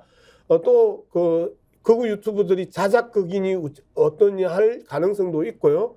그런 상황에 있어서 이 부분에 대해서는 정말 냉정하게 민주당이 하나하나 사실 확인한 이후에 기본적인 입장을 가질 필요가 있다, 정치적으로는. 그리고 구급차의 이 도착이 계속해서 지연되고 있는 것 같은데요. 5분 이상 지금 흐른 거잖아요. 지금 7분에서 8분 정도 진행됐는데 아직까지 구급차에 실렸다라는 이야기가 없는 것, 이 부분들도 상당히 우리를 불안하게 만드는 요소입니다. 맞습니다. 지금 그렇네요. 네. 사진을 저희가 찾기는 했는데 피가 보여서 지금 방송은 조금 어려울 것 같습니다. 저희가 눈으로 확인하고 있는 사진을 보면 그 목 부위를 잡고 바닥에 쓰러져 있고 옆에 당직자들이 그 목 부위를 손으로 누르는 모습을 볼 수 있는데요. 이게 정말 위험한 부위에 피습을 당했고 흉기라고 나오는 걸로 봐서는 뭐 칼 또는 뭐 그런 걸로 보이는데 목 부위를 찔린 상황이라서 굉장히 걱정이 되고, 아까 양문석 박사님 말씀하신 것처럼 빨리 좀 구급대가 도착을 해서 병원으로 이송을 해야 될 것 같습니다. 지금 단식을 끝내고 건강 상태도 아마 아무리 회복을 했다고 해도 이렇게 평상시처럼 좋지는 않을 텐데, 이런 이 치명상 입을 수 있는 부위에 흉기로 피격을 당한 상황입니다. 근데 보통 현장에 보면 사법 경찰들이 많이 있지 않습니까? 실제로 정보과 형사들도 있고 어떤 특정 상황에 대해서 그래도 대처를 할 수 있고, 뭐 반드시 훈련받은 경호원이 아니라고 하더라도 정치인 행사에 혹시라도 우발적 상황이 생길 수도 있는데, 지금 뭐 이것을 누가 시켰고 어떻게 했다라고 하는 것은 과도하게 억측할 이유는 없지만, 네. 현장에서 민주당 당대표가 그 흉기로 피습을 당하고 목에서 피를 흘린 채 쓰러져 있다, 이런 것들로 보면 이 자체가 너무 충격적이지 않습니까? 일단 이 부분에서는 경찰 경호에 대한 문제를 이제 지적할 수밖에 없는데요. 39분에 구급대 도착했다고 합니다. 예, 다행입니다. 지금 병원으로 이송 중이라고 하고요. 경찰 경호 이제 기본적으로 야당 지도자들이나 주요 정치인들이 그 지방을 방문을 하면 정보과에서 캐치해가지고 경호가나 교통 정리가 들어갑니다. 그런데 이 부분에 있어서 경찰 경호가 거의 이루어지지 않았다는 거 아니에요. 그래서 경찰 경호에 대한 문제점을 지적할 수밖에 없는 상황입니다. 그리고 지금 상황에 오마이뉴스 사진 같은 경우에는 아주 심각한 상황인 것 같아요. 오마이뉴스. 오마이뉴스 사진 같은 경우 지금 이재명 대표가 입을 벌리고 있을 정도로 고통스러워하는 정말 모습들이 걱정됩니다. 있는데요. 정치 테러 말 그대로 이번에 정말 뿌리 뽑아야 되는 인류 사이에 있어서의 가장 나쁜 행태가 드러났다는 부분이고요. 말 그대로 이 정치 테러에 대해서 정치적으로 이상한 공격들과 야유들은, 그리고 조롱들, 이런 부분들은 아무리 이재명 대표를 싫어한다 하더라도 좀 자제해 주시기 바라고요. 근본적인 원인을 따지면 그동안 정부가 일방적으로 이재명 대표를 악마하고 범죄인으로 계속해서 그 뒤집어 씌워왔던 그 부분이 하나의 그 원인일 수 있고, 두 번째 언론이 이재명 대표가 끊임없이 그 방어하고 그리고 무죄로 확정되는 과정에 있어서도 검찰로부터 일방적인 보도를 펼치면서 이재명 대표를 반대하는 사람들에게 저 사람은 테러를 해도 된다라는 술집에서의 이야기들, 이런 것들이 결국은 사고로 나타나는데 결정적인 영향을 미친 것 아니냐라고 생각을 합니다. 제발 제 지은 만큼 욕하고 제 지은 만큼 벌을 받아야 되는데요. 현재까지 이재명 대표가 지은 죄가 하나라도 확정되거나 재판에서 이 증명된 적이 없다라는 부분, 이 부분에 있어서는 저는 예. 검찰과 그 이직 선동 언론들이 상당 부분 책임감을 느껴야 되는 거 아니냐, 저는 그렇게 생각합니다. 예, 현장 사진 준비되어 있습니다. 잠시 보시겠습니다. 예. 저 정도 상태 같으면 부위가 예. 위험한데요. 그리고 그냥 스쳤거나 이런 것이 아니라 실제로 흉기로 예, 찔러서 범인 잡혔습니다. 현장에서 검거됐습니다. 그렇게 했고, 지금 뭐 과다출혈 상태다 이런 얘기도 지금 뭐 댓글로는 올라오고 있고요. 네. 지금 댓글을 사실이 보니까 아니겠지만 예, 예, 예. 이제 위독하다 뭐 이런 이야기도 지금 올라오고 있어서 걱정이 참 많이 되는데, 예. 이게 뭐 여야 간의 경쟁은 경쟁이지만 야당 당 대표가 특정한 공간에서 정치 활동을 하는데 이것을 테러를 했다, 그리고 흉기로 찔렀다, 거기에 아무도 막을 수가 없었다, 예. 무방비 상태였다는 것 자체가 상상이 일단 되지 않고요. 예. 이게 오늘 지금 오전에 부산 가덕도 신공항과 관련된 현장 방문 후에 기자들을 만나서 질의응답을 하는 중에 질의응답을 마치고 차로 돌아가는 상황에서 누군가가 흉기로 목구이를 찌르고 거기에서 이제 쓰러졌고, 조금 전에 10시 한 40분경에 일단 구급차가 와서 예. 응급실로 이송이 되었다, 이런 이제 상황이 일단 정리되고 있습니다. 이런 정도면 이게 지금 우리가 이런저런 이제 전망을 하기 어렵지만 이 사람이 왜 이런 범죄를 저질렀는지, 정말 살인 미수가 되든 살인 예. 미수에 해당하는 이런 범죄를 왜 저질렀을까, 이게 도무지 이해가 되지 않지 않습니까? 예, 지금 댓글에서도 뭐 여러 이제 경악을 금치 못하시게 하고, 뭐 새해부터 걱정됩니다. 제발 사람 목숨을 다 중합니다. 누가 시켰는지 조사해야 한다. 털다 안 되니 이제 별짓을 다 하네 등등 여러 가지 격앙된 반응들 나오고 있는데요. 아까 양문석 박사님 얘기하신 것처럼 지나친 혐오의 이 정치와 혐오의 이런 보도들이 부른 것은 아닌가, 이런 생각도 들고, 그리고 이 최대 야당의 대표, 한나라의 야당 대표가 백주대낮에 이 칼을 맞고 바닥에 쓰러지는 일이 발생했습니다. 지금 70년대 아니고요. 2024년 새해입니다. 정말 믿을 수 없는 일이 발생했네요. 예, 이러한 정치 테러 부분에 있어서 이제 우리가 좀 짚어봐야 되는 게, 첫 번째, 야당 대표입니다. 그리고 제대 정당의 대표가 부산에 왔습니다. 그러면 기본적으로 부산경찰청은 경호에 대한 문제를 책임지고 여기에 대한 책임을 져야 될 부분이 있습니다. 저는 공권력의 경호 실패가 1차적이다라고 이제 보는 것이고요. 두 번째, 말씀드렸던 것처럼 한 정치인을 끊임없이 혐오의 대상으로 악마화시키는 과정에 있어서 아무런 양심과 죄책감 없이 일방적으로 자신들의 이익 패거리들을 옹호하기 위한 무절제하고 남발되는 이 보도들이 결국은 이러한 사건까지 갔다. 그냥 네. 그 보도에 따르면 술자리에서 저 새끼 죽여버리고 싶어, 이러한 표현들이 일상적으로 나올 수 있도록 만들었던 언론과 현 정권 그리고 검찰은 이 부분에서 기본적인 책임을 져야 된다고 저는 생각을 합니다. 네, 정말 안타깝습니다. 그리고 이재명 대표 건강을 걱정하고 빠른 회복을 기원하겠습니다. 정말 너무 충격적인 일이 발생했네요. 일정이 굉장히 많으실 텐데 지금 병원으로 이송은 됐다고 하고요. 그리고 괴한도 현장에서 체포가 됐다고 합니다.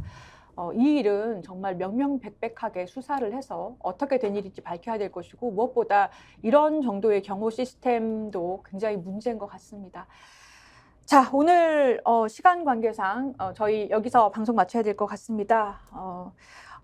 오늘 특검법 이슈도 좀 살펴보고 설문조사 그리고 그 대통령의 신년사 부분 살펴봤는데요. 지금까지 양문석 정치학 박사님, 박진영 민주연구원 부원장, 윤희웅 오피니언 라이브 여론분석 센터장 그리고 정계환 대표님 함께했습니다. 감사합니다.